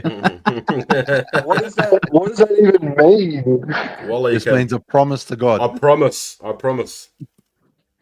Can I do that one? Voila. Jeff. There's a Welcome to backstory. Slim. There's a backstory behind that one, but we'll tell you another time. Yes, I think I knew that one actually. Oh, shit. That's a good one. Hey, Scotty, I got a question for you. You've Yo. you're not going to any more Carlton games this year. Is there anything that will change your mind? I'm not saying that after 2 good wins against West Coast and North Melbourne, I might be going straight to the Geelong game. But I mean, to get I'm a Catholic. I believe in forgiveness for anything, but there has to be penance. Honestly, after the first 2 weeks, it was like it has to be a prelim minimum to earn my trust back. Now it's and I don't want to make another great white hope like a Messiah figure, but when Wright takes over, if we don't see something significant from him, then I just don't care anymore. I'll always love this club. I'll always say I'm a supporter, but they don't need my support. And that's the vibe that I get regardless. That's true. That's a vibe I think a lot of people probably feel. They That's as don't real need as our anything. support. Yeah, that's spot on. It's deep. Yeah. I like it. Yeah. Far out. Scotty. What it'll take to actually see the change that this club desperately needs is far beyond what any individual is capable of. And I say it all the time, but like the problems at the club are of a political nature, which means that us as supporters or specifically members have to combat it in a political way. Like we have to be like activists, but that's why it's so fucked, because who can actually be bothered to commit themselves that deeply to actually, you know how fucking hard it is to get, because I was talking to Rocco about this the other night, but last time they tried to get 150 signatures together to call a general meeting, the amount of hoops they tried to force them through and end up fucking them over in the end, it's a gargantuan effort to make the serious changes that we deserve, and I'm not sure if anyone's really up to it, but it'd be revolutionary if we could. Well, just building on that, I think the responsibility and onus falls on the members to demand change. Now, that, to me, I think there's enough people there. There's enough people to head down to the football club and demand to speak to someone, demand to speak to those in charge. Paid up members who pay their hard-earned money, I think, is the way to go. And that's what I think the change is going to come. It's not going to change from within. It'll never change from within because they're all mates. So, Andy, I can't be bothered driving 2 hours to a game every weekend anymore. But if there was that's fair enough. If there was 100 sickos lining up out the front of Princess Park demanding something, I would be right up the front with everyone. Yeah. Well, I think something like that needs to happen. If we see no change coming in through Graham Wright, then I think that's the next step. I think the members have to demand to speak and speak their minds. You know, there is a constitution that allows us to do that. So yeah, we're a unique club with unique problems, and it requires unique solutions. Mm-hmm. Like the last time, well, probably one of the most famous examples of something like this happening was when was like the Hawthorn Melbourne merger, and they're like minnows, they're like nothing clubs, and that was 30 years ago. There's allegedly 100,000 of us. And yeah, if someone was willing, it's just taking that first step. If someone was willing to do it, I'd back them 100%. The idea is there. I reckon there's enough Carlton content creators at the moment to get the word out. And there's ones they burnt fucking hard that should be stepping up. Of course. And I'll stand behind them. Yeah, of course. Absolutely. Unless the Monday Blues want to do it. This could be the start of something special, maybe. Who knows? Hey, man. I'd love to see Carl in charge of the club. Vote me in, fellas. This could be bigger than the October Revolution, seriously. On you, Scotty. But it's the good guys this time. It's an interesting point. Like, sorry, Scotty, you're saying? No. You go. I was going to say, Graham Wright, do you reckon now he's regretted or knows what he's in for now? Well, we've got no idea from what you read online or you hear from, in the knows and that. He seems to be gearing up for something, but at the same time, how much power does the CEO really have? Exactly. Yeah, exactly. I mean, allegedly, if you don't know too much about how clubs run, you assume that the senior coach would have the run of the joint as far as the footy side of things goes, but that's obviously not the case. Voss didn't even have the choice in his own assistant coaches. If Wright wants to come in and put his foot down, is he able to? And we have no idea who actually can stop him. Somebody does, somebody will, but we've got no idea who. That's true. Sad. I love Scotty. Yeah. Scotty, I love you. I love you too, Andy. Oh, by the way, I'll still be going to every single TJP catch-up. Anytime that there's a Carlton community event, I'll be there 100%. I just can't be fucked going to the games because fuck these blokes, dude, honestly. Appreciate you joining, bro. What a legend. Have a good night. I guess I'll see you when I see you then, bro. Maybe at the catch-ups. See you when I'm looking at you, fellas. Love you, Scotty. See you, man. See you, mate. See you, mate. Nice. Tell you what, this bloke has travelled the world. But we've missed him. I'm just going to say, the lady boys in Thailand showed more balls than our side.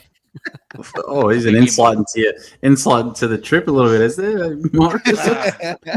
Well, So how was Thailand, Morris? Andy did tell me that George, you wanted me to go see a mate of yours. But well done. On a serious note, boys, I'm gonna take this a little bit left field, right? I want to talk about game day, this and that. Our club is a cancer, and I'm going to give you guys some intel, all right? That's going to hurt, all right? So I don't know if you're fully aware of this or you've come across this. This is how much of a cancer our club is, and when they say the fish, it rots at the head of the fish, and it's the board. So we had an outgoing director by the name of Tim. I can't remember his last name. Tim Lincoln. He went and poached Mike Fitzpatrick to be our president. Mm-hmm. Okay. Fitzpatrick didn't say no. And he got to the point where he goes, yep, I'm going to take the job on. The board overthrew that decision and threw it in Tim Lincoln's face. All right. And that's when they got together and they appointed Priestley. All right. And let's get to step 2. So to be involved in the Carlton Football Club on the board, you need to have criminal convictions against you. You're aware of the corruption charges that Priestley currently has? Yeah. I looked into it. It's the same case as the Luke Sayers one, isn't it? It's kind of. Now, I've only returned from an overseas trip, boys. So this is the type of cancers that we have at the club. You go back 5 years ago, there was a division through the board. You had the Pratts versus the Mathesons. Who could throw the biggest punch? Okay? Until we eradicate the board, all right, we're not going to get anywhere. And to all the doom and gloomers that think Graham Wright's going to be a saviour, mate, let me tell you something. Do you want to know what's going to happen? I'll tell you what's going to happen, because Graham Wright's a man of dignity. So is Brian Cook. Brian Cook came here for a superannuation paycheck. Graham Wright is going to walk from the club next year, because his hands, he's not a yes man, and they're not going to allow him to do things that he wants to do. It's not the Carlton way. I'm telling you, boys, this is bigger than the on-field, mate. We're just a woke cultural club, and our board, they shine around Melbourne and the rest of Australia. Hey, what do you do? They don't turn around and say, "Oh, I'm the director, and I'm the chief executive officer of my company that I grounded from up." No, I'm a board member of the Carlton Footy Club. They won't turn around and say that they own a multi-million, billion-dollar business. They don't care about that. They just want their name in lights, and they use us as an example. The other VP, Paddy Kinnersley, like, I understand there's due processes, and I didn't want Ross Lyon, okay, but he was given the job ahead of Voss. Wasn't she the one that was opposing it? Like she was primarily opposing it. Yeah, she opposed it on the altercation that Lyon had apparently in Fremantle with the staffer or whatever, right? And that it would clash with the Carlton Respects Initiative. Yep. Correct. And that's what we're all about. We're all about the dollars. And like you guys hit the nail on the head, what do we promote? Ampol. Who gives a shit about Ampol? Save what? What are they giving you guys? 14 9 cents a litre. 9 Oh, cents. oh, jeez. Like, it gets to the point, like, on my page all the time now, mate, I'm just brandishing. I don't care. They probably, and even last week, I tagged Brian Cook. Brian Cook's on my Facebook page, on my Carlton site. All right, I tagged him in, mate. Sack. My number one's Brad Lloyd.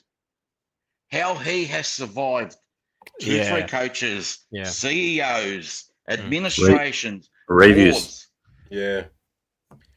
And have you noticed that even his brother Matthew Lloyd will never, he won't put the daggers into Carlton's footy department that much because of his brother. You see the altercation between Matty Lloyd, and Stephen Silvani on Footy Classified? If you go back and watch that clip, we can maybe get that clip next time. It's when they were talking about Stephen Silvani called him out on it and said, well, you've got a significant conflict of interest. And then Lloyd had to quickly get his 2 cents in. You could tell he was pissed off. And he's like, oh, you can say the same yourself with 2 sons on the list. Because of Jack and Ben at the time. But it was an interesting interview. Even off field, like if we talk on field, like a lot of topics that have been floating around, you know, like with chats that I'm in. Boys, do we need a cleanse? Like, absolutely. I agree wholeheartedly with Kane Corns. You don't pay 1.7 to TDK. No. As much as we love you, yeah.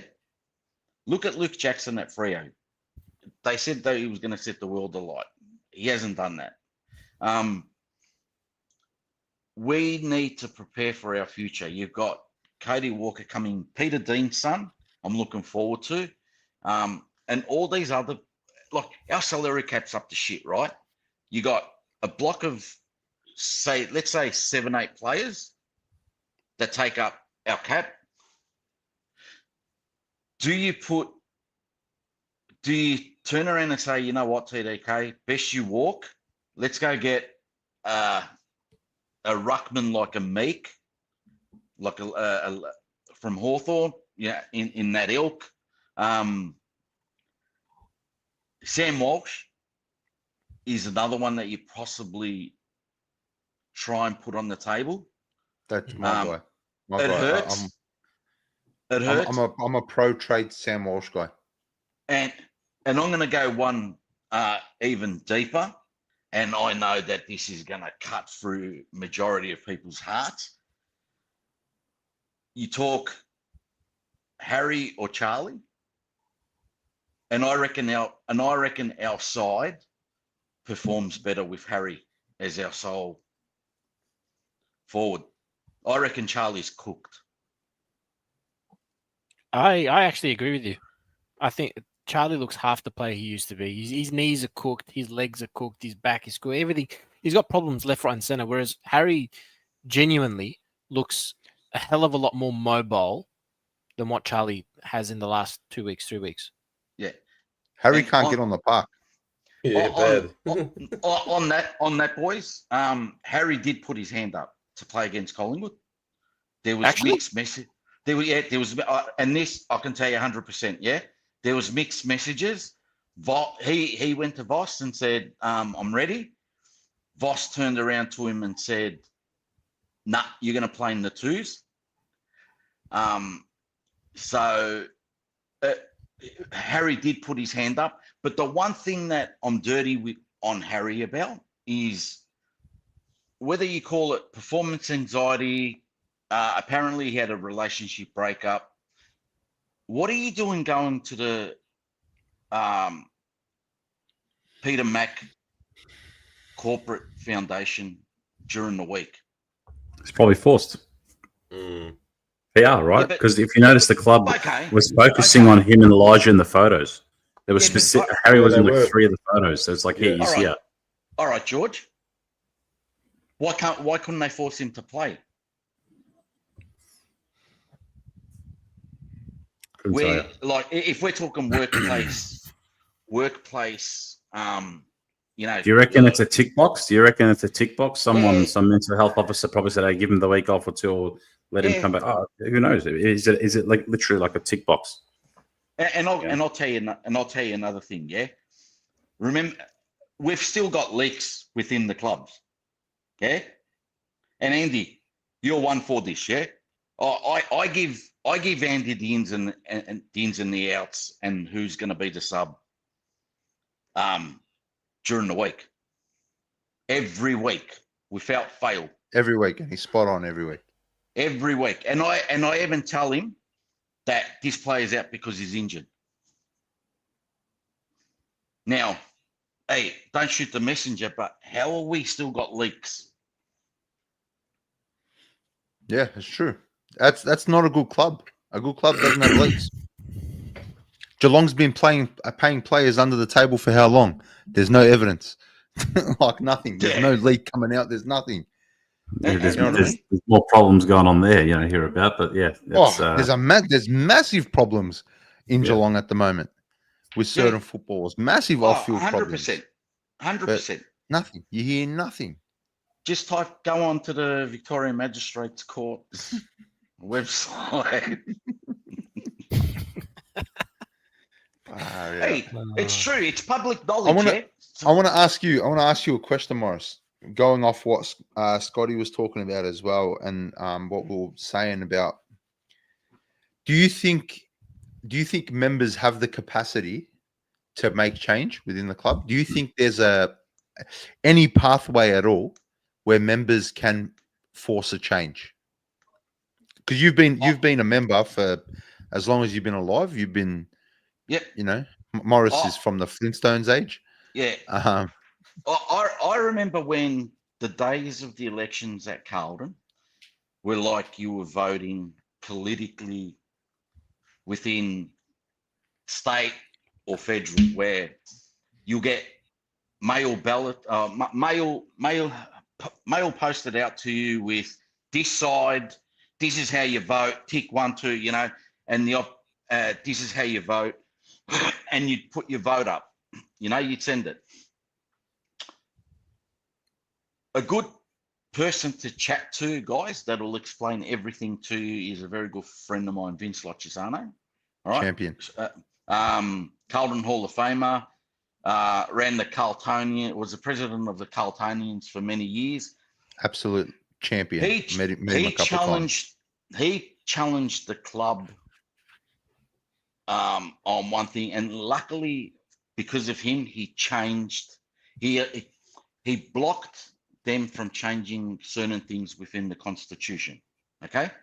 But going to your question, Andy, the club have made it very hard. All right? So our board, they've always been run like a mafia.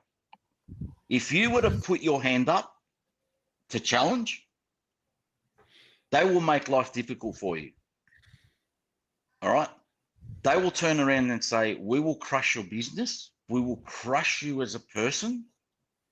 All right? Not harmfully, just your hip pocket will feel it. Your business, they will demolish it. Yeah? So what happens is you turn around and say, oh, this is for a voluntary gig. Yeah? Hey, I've got to feed my family. And you know what? They've done this plenty of times. They're not nice people, our board. And even Greg Williams, fantastic player, one of the best players to ever play the game, one of the best players. Mate, he's a mercenary. He doesn't do anything for free. We all love the club. Mate, Scotty before drives 200 Ks to watch Carlton. Yeah. All right. Greg Williams, he wants 200 grand a month, he say, to help the club out. Do you know what I mean? What you can't do something for nothing. You can't help people. Where's the generosity? Where's the humanity? Do you know what I mean? There used to be a clause in the old memberships. I don't know if it still stands, yeah? But if the club folded, every voting member there was a certain dollar amount that you were liable for. If you were a social club member, there was another dollar amount that you were liable for if the club was to go into receivership. Right? Hey, not one member questioned it. And you've got all these guys, all these greats that, would you come and do this for Carlton? Yeah, how much are you paying me? Yeah. We got to weed out the old Carlton because that's a fairy tale now, boys. We got to start bringing in football smarts, like what GWS did with Jimmy Bartel. Start looking at these. Start looking at these type of people. I'm with you. And that's something that Carlton historically hasn't really done up until recently, where we've outsourced people, good football minds.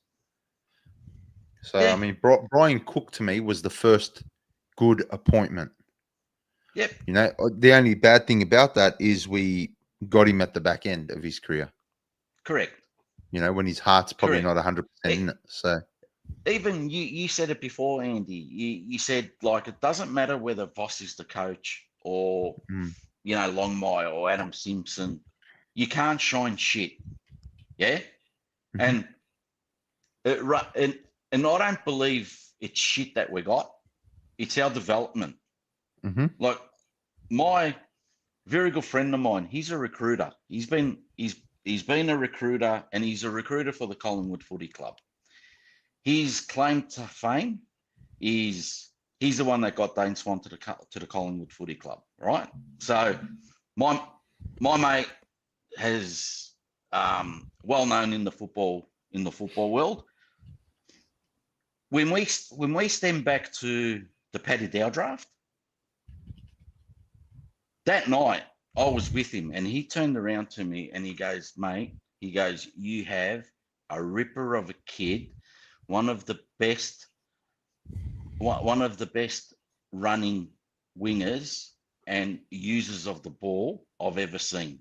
And I go, who? Paddy Dow? And he goes, no. He goes, Lockie O'Brien. And you know what? I'm telling you boys this, and you're probably thinking this guy doesn't know what he's talking about with football. No, because we saw O'Brien's talent when he came into the game. Yeah. He had a good first year. But then the Carlton development kicked in. And this is what I was talking about with Ollie Hollands earlier. We are watching a very talented kid lose his confidence, and eventually we're going to think he's not a good player at all. And I'm telling you, there are people out there who genuinely think Ollie Hollands should be delisted. They don't rate him. Yeah, and you know who else? You know who's on that level in my eyes? So I reckon Ollie Hollands is still on that, and you hit the nail on the head where he still hasn't lost his confidence, yeah? You know who I believe has lost his confidence, and I'm like, geez, is he that good? Cowan. Has he taken a back seat? Well, maybe a lot of our players. Yeah, that's a good point. I just feel like there's been a lot of aggression across the whole team. Who can honestly put their hand up and say they, besides like a George Hewitt, that they've taken a real forward step this year?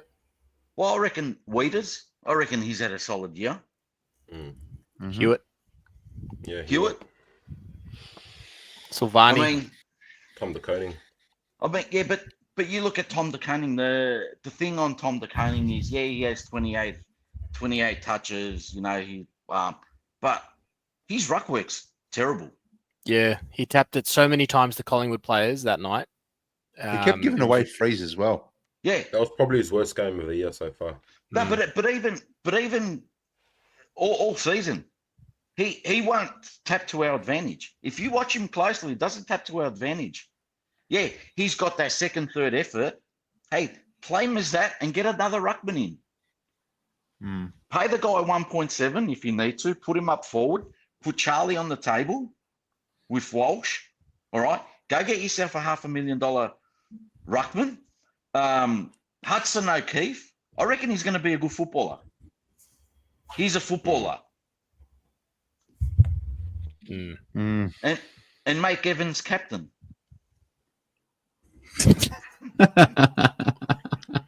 That'll be the most Michael Voss thing ever. That's not Voss, mate. Hey, you know what? Hey, Andy, Michael Voss's hands are tied. Trust me on this, yeah? I think even the playing list as well. I think there's a lot of hand ties. Look at the reading out the reading. It's like reading off a script at the end of games now, right? Here's a script. Make sure you read it. Do well. You know. That strange. Shout out Uncle Sam. Shout out Uncle Sam. Thursday. And even you know what worries me? It started today. We back our coach. The Sam Walsh, yeah. Sam Walsh. Yeah. We're behind our coach. That's because the questions they're copying from the media now, they're starting to really, really turn up the heat on Voss. Yeah. But this and we've heard this language before. This is the language we heard with Teague. This is the language we heard with Bolton. This is the language we heard with Malthouse, Radden. But you hear this at every club. Exactly. You had the directors in the corner after the game having their little Chinese whispers. You know, the the thing media is, what do you picked up on that? What do you expect a player to say in that moment? Like, does the playing group, still support Michael Voss or whatever the question was? Imagine he turned around and said, "Nah, we're over him." It's like a dumb question to ask. It's such a dumb question. Yeah, it is. But you could be a little bit, it's on us, this and that. Because every time this environment has started these type of topics and that, the coach is gone. It's the drums beating. It's the drums beating. Right? Of course, it's just a matter of time. As a player come out, hey, you know what? It was one of our worst performances. We were terrible. We've got West Coast this week. West Coast, you're on notice. We're coming for you. Yeah. It's pretty bad. It's pretty bad. Can we talk about North for this bloke? This bloke's been in the chat harassing us about North. Shout out North. North, you might win 6 games this week, and that's only because you got Zach Fisher in the club. Carl, we've got an appointment with a psychologist just to go through our feelings, because obviously this show did nothing with that on that front. And on that note, Carl and I will be signing off because we genuinely have boys. That's all right. We've got a shrink appointment. Nice. But on a serious note, for all the audience out there and everyone that's in the Carlton community, mate, you got to make noise. The only way that you can make a change, like my Facebook page, it's the Carlton Football Club, the unofficial selection committee. Okay, so over 25 years ago, I started hanging around a group, and they were actually called the unofficial selection committee. All right, now this group was very, very, very powerful, right? So they were the ones that actually got John Elliott the arse. They were the ones that flicked off Big Elliott, and over the years they've beaten drums and made noise, this and that. The only way Carlton supporters need to band together, it's not the coach. You've seen it with Britton, Pagan, Radden, Bolton, Teague, Voss. Who's next? I'll ask you all a question. Why didn't Clarkson want the Carlton job? Because we're shit, bro. Because Clarkson's not a yes man. Anyways, fellas, I'm going to leave you to it. Everyone have a good night. Carl's You never off. know. Yeah, I'm out, boys. See you Same later. with me. See you, boys. Amal, you off too? Yeah. All See you, right. boys. We'll wrap it up. Well done, boys. Yeah. Have a good one, boys. Well, it's a good point you make. Good point you make, Morris. I think you look at the coaches we've had, the recent coaches we've had. It strikes a bit of, yes men, nice men. Multiple sponsors with him. Nice. Even- Amal just even fucked off with the sponsors. I'll try to do something. Even the previous CEO, Kane Little. Like, really? Like, we've had good people at our club. Like, we had one of the best footy guys at our club. That was our CEO in Stephen Trigg. Yeah? They killed him because he wasn't a yes man. They didn't want to turn to his way of thinking. Yeah? And the same thing's going to happen, with Graham Wright. Like, I heard that many people on chats and that, Graham Wright's been sitting in the coach's box. Oh, why is the incoming CEO in the coach's box? That's not his job. He's a football brain. His job's to oversee the whole organisation. Yeah? From admin to footy department to whatever. And in the on top of that, he then reports to the board once a month. And like, yeah, we're cooked. We are. But I don't know what we do. I don't know what happened on the screen. I looked down and Georgie's up there. I don't know. Like, it's 30 years. And even, I'll impose another question. And, you might think, blah, blah, blah, or whatever. But Cody Walker has the option to select Richmond as an NGA. Why wouldn't you? Like, So it's a good call. Like, Why did would we you want really? to? Yeah. Why would you want to come to Carlton? Did we At really this treat him? stage? But did we really treat his father like, oh yeah, you're Carlton royalty? Because if you remember, at some points of Andrew Walker's career, what a waste! Pick two, whatever. Should have done this, should have done that, blah blah blah. And like, Richmond have done the right thing. They've gone 8 picks within the 25. They're building a nucleus. It's interesting, bro. It's going to be an interesting 12 months, I think. Or 8 months or whatever's left in the year. Honestly, there's a lot of dramas at our club, on field, off field. Graham Wright's coming in. How much pull would he actually have? A lot of questions. There are a lot of questions about the football club right now. So yeah, it's going to be interesting to see. Yeah.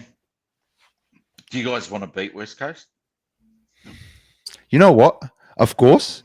But there's this thing, there's this part of me that just, I want to see how bad it gets. It's not that. Do you know what it is for me? We've got West Coast and North the next 2 weeks. And only two games we've beaten in the last 13. By the way. And if we win 2 games, all these woke supporters that we have, everything's fixed. Paper over the cracks, man. Yeah. Exactly. You have to win the next 2 games. You have to. How are you not beating? How are you going to lose to a bunch of teenagers? You're gonna lose to Richmond. Then you're gonna lose to you're really gonna lose to that mob. And then North. Shout out Northball. They got a chance on Good Friday. I tell you what, man. They're playing well. They're playing bloody good footy. Yep. Hey, they got a better list than us last time. 100%. They've got a better list than us. Have a look at what they picked up. They picked up Jack Darling, experience, Parker. Daniels. Mate, you add a bit of experience like that to that young list.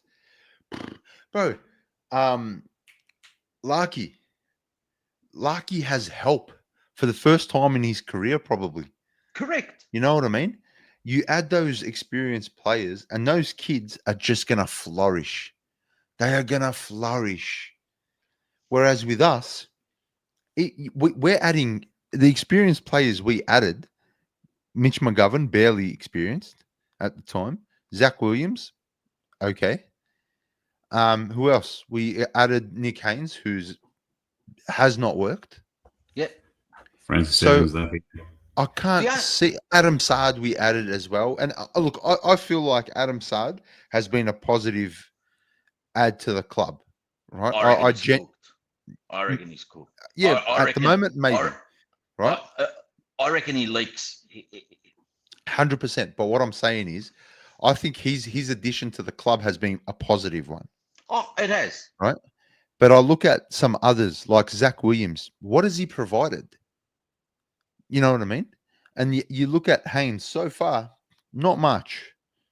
Right? Blake Acres, killer back end of 2023. Outside of that, not much. You know what I mean? The best one, honestly, I look at Georgie Hewitt. I'll give you a better one. Because Adam Chera, same, injured. I'll give you one. Who? Nick Newman. And fantastic too. And how ironic that the player you named and the player I named both came from the same organisation. Both came from a great organisation. Yeah, a great outfit, a professional outfit, right? Yeah. But and how many times have we brought players in again on serious money and then just switched up positional, and so not as much money, but Liam Jones forward, swing him to the back line. Mitch McGovern, bring him in, big contract forward, swing to the back line. Zach Williams, big contract in the midfield, push to the back line, push to the forward line. Yeah. But do you know what icks me? And it doesn't matter whether you're an A grader or you're your bottom six, right? Whoever's in control of contracts needs to be questioned.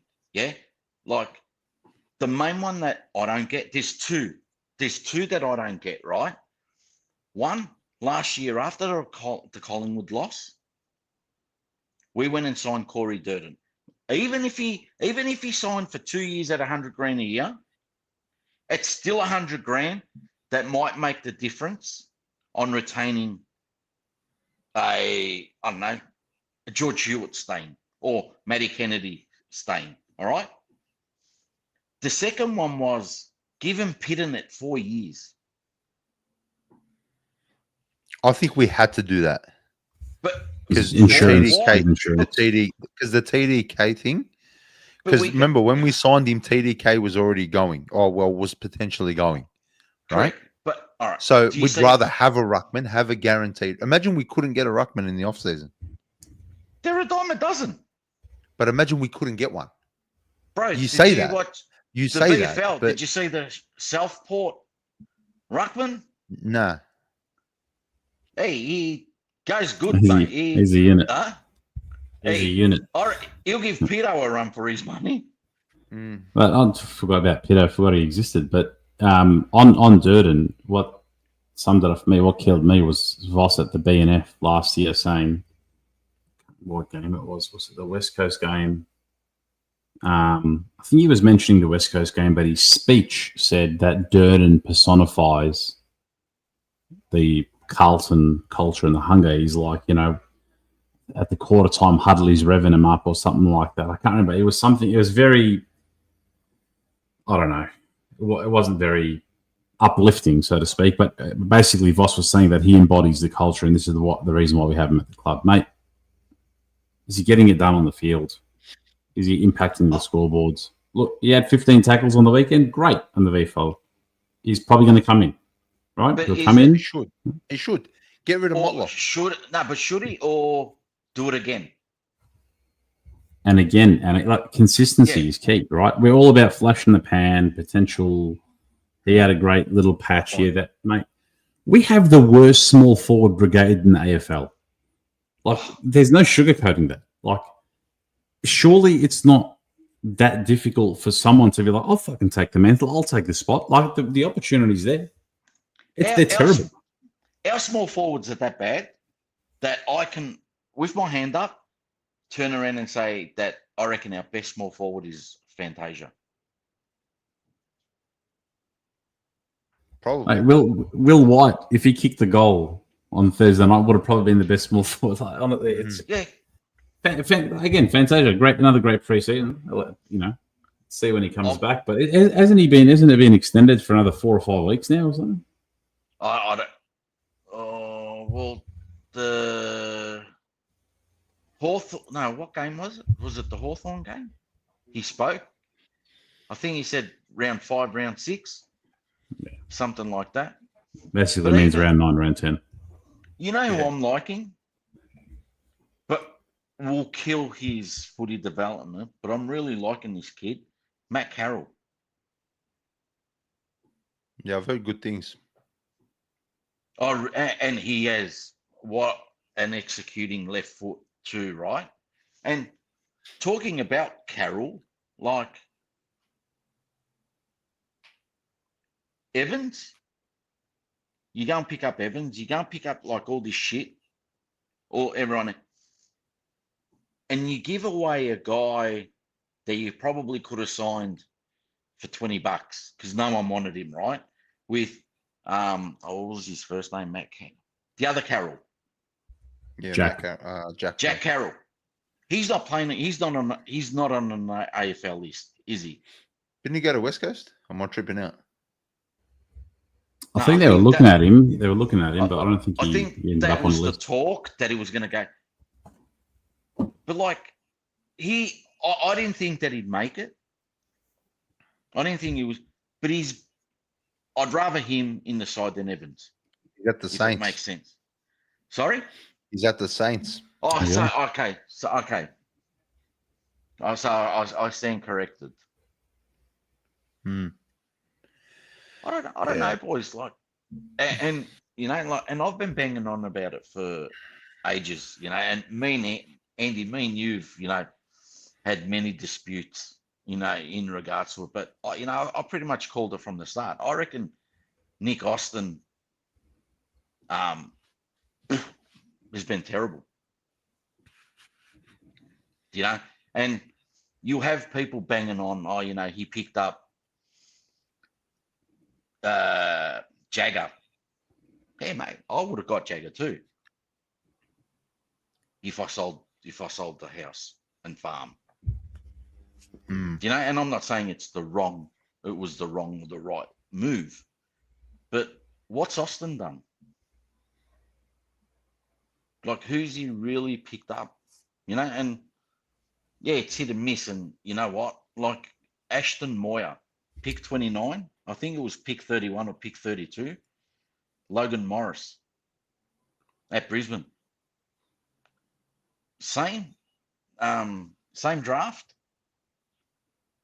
One guy's dying to get a game. Yeah. The other guy's got a premiership medallion around his neck. That's the system that we have at the moment.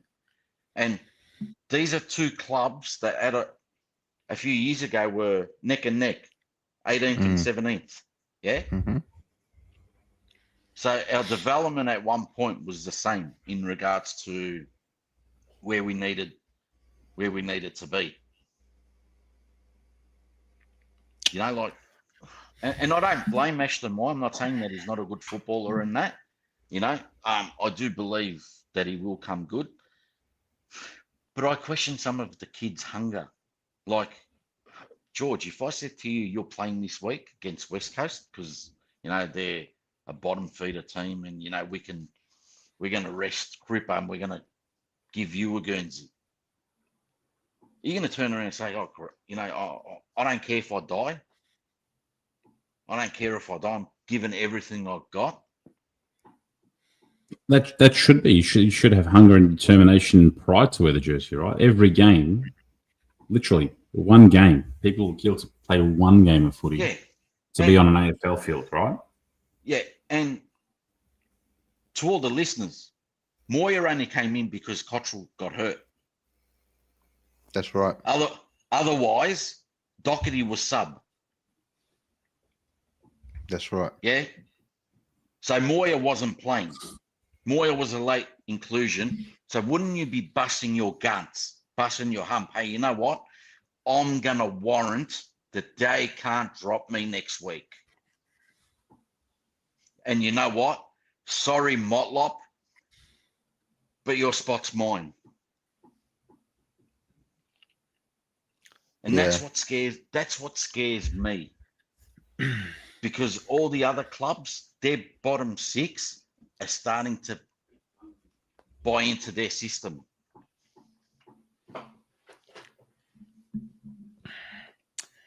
On that note, I think we'll start wrapping it up because it's fucking 11:30 almost. Yeah. Thanks for joining us, Morris. Anytime, as always. Pleasure. We love Good you, to have mate. back. Yeah. Hope you had a good trip, bro. Thanks. And I'll, when are we playing? Saturday Arvo. Saturday Arvo. Early Arvo. Wednesday night, I'll give you the team. Nice. Appreciate He you, will mate. too. He will too. See you, mate. Have a good one. Thanks again for joining us. Anytime. See you, Thanks, mate. boys. Georgie. Yes. Tell you what, we've done all right to stick around. This is, I think, our longest episode ever. Probably, we're going for like TJP numbers now, eh? Shout out to the boys. Guys, hit the like button if you haven't already done so. I think we got 220. Yeah, we had a really strong involvement in the chat, strong discussion. Really appreciate every one of you. Speaking of the Jumper Punch, I'm pretty sure they're doing live watch-alongs at the Sporting Globe. Sporting Globe, yes, get around their socials because I think they're doing that on Saturday. Yep. Yeah, so if you want to go watch the game with a few Carlton people, Jumper Punch, Sporting Globe, I'm pretty sure it's at Northland. Northland's So, pretty sure they do it. Yep. So get around the Jumper Punch boys. They'll be on tomorrow socials. night, 7 p.m. on YouTube. Georgie, I don't want to do votes this week. I just it's like I said, George Hewitt's the only one deserving of any love, but I don't think there's any point in doing votes for a performance that it feels like it's there. He is Rocco in the chat, Sporting Globe Northland. I feel because the game was on Thursday and we've had time to digest and I've been sort of a little bit off this weekend. I just wanted to detox from media and footy shows and things like that and not hear about it. And then because you get that cycle, in the group shows, you go to sleep, you're pissed off, you wake up, you're angry, you start accepting it, you go through the 7 stages of grief, you come back, you start questioning yourself, you start to, like, I actually ask myself, is this where we actually are? And do we just accept? Do I just accept it so I don't disappoint myself week on week on week? Do I just actually accept that this is the level that we're at? And to avoid significant disappointment week on week, do I just carry that mentality of I accept now what we are and who we are? And that made me, that just crushed me because I was like, I don't accept that. It's sad, isn't it? Yeah, that's where we're at again. And obviously, things happen. The season could turn. Yeah, like I'm still sick in the head, and I still think it's only 4 games. So who knows? We go on a run, and I'm sure we will eventually go on a bit of a run, but it might be too little, too late.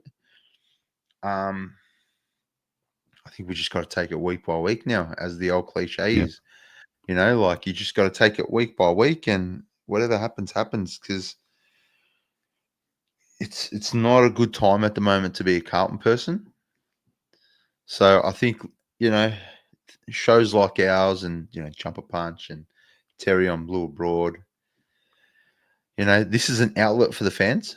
It's the reason why we do it. Exactly. You know, we do it for ourselves, yes, but you know, it's we've come to do it for everyone else as well now. Like we all do it for everyone else as well. So, you know, this is what it's all about. And week by week we'll be here and you know, we'll go to the games and man, it's tough.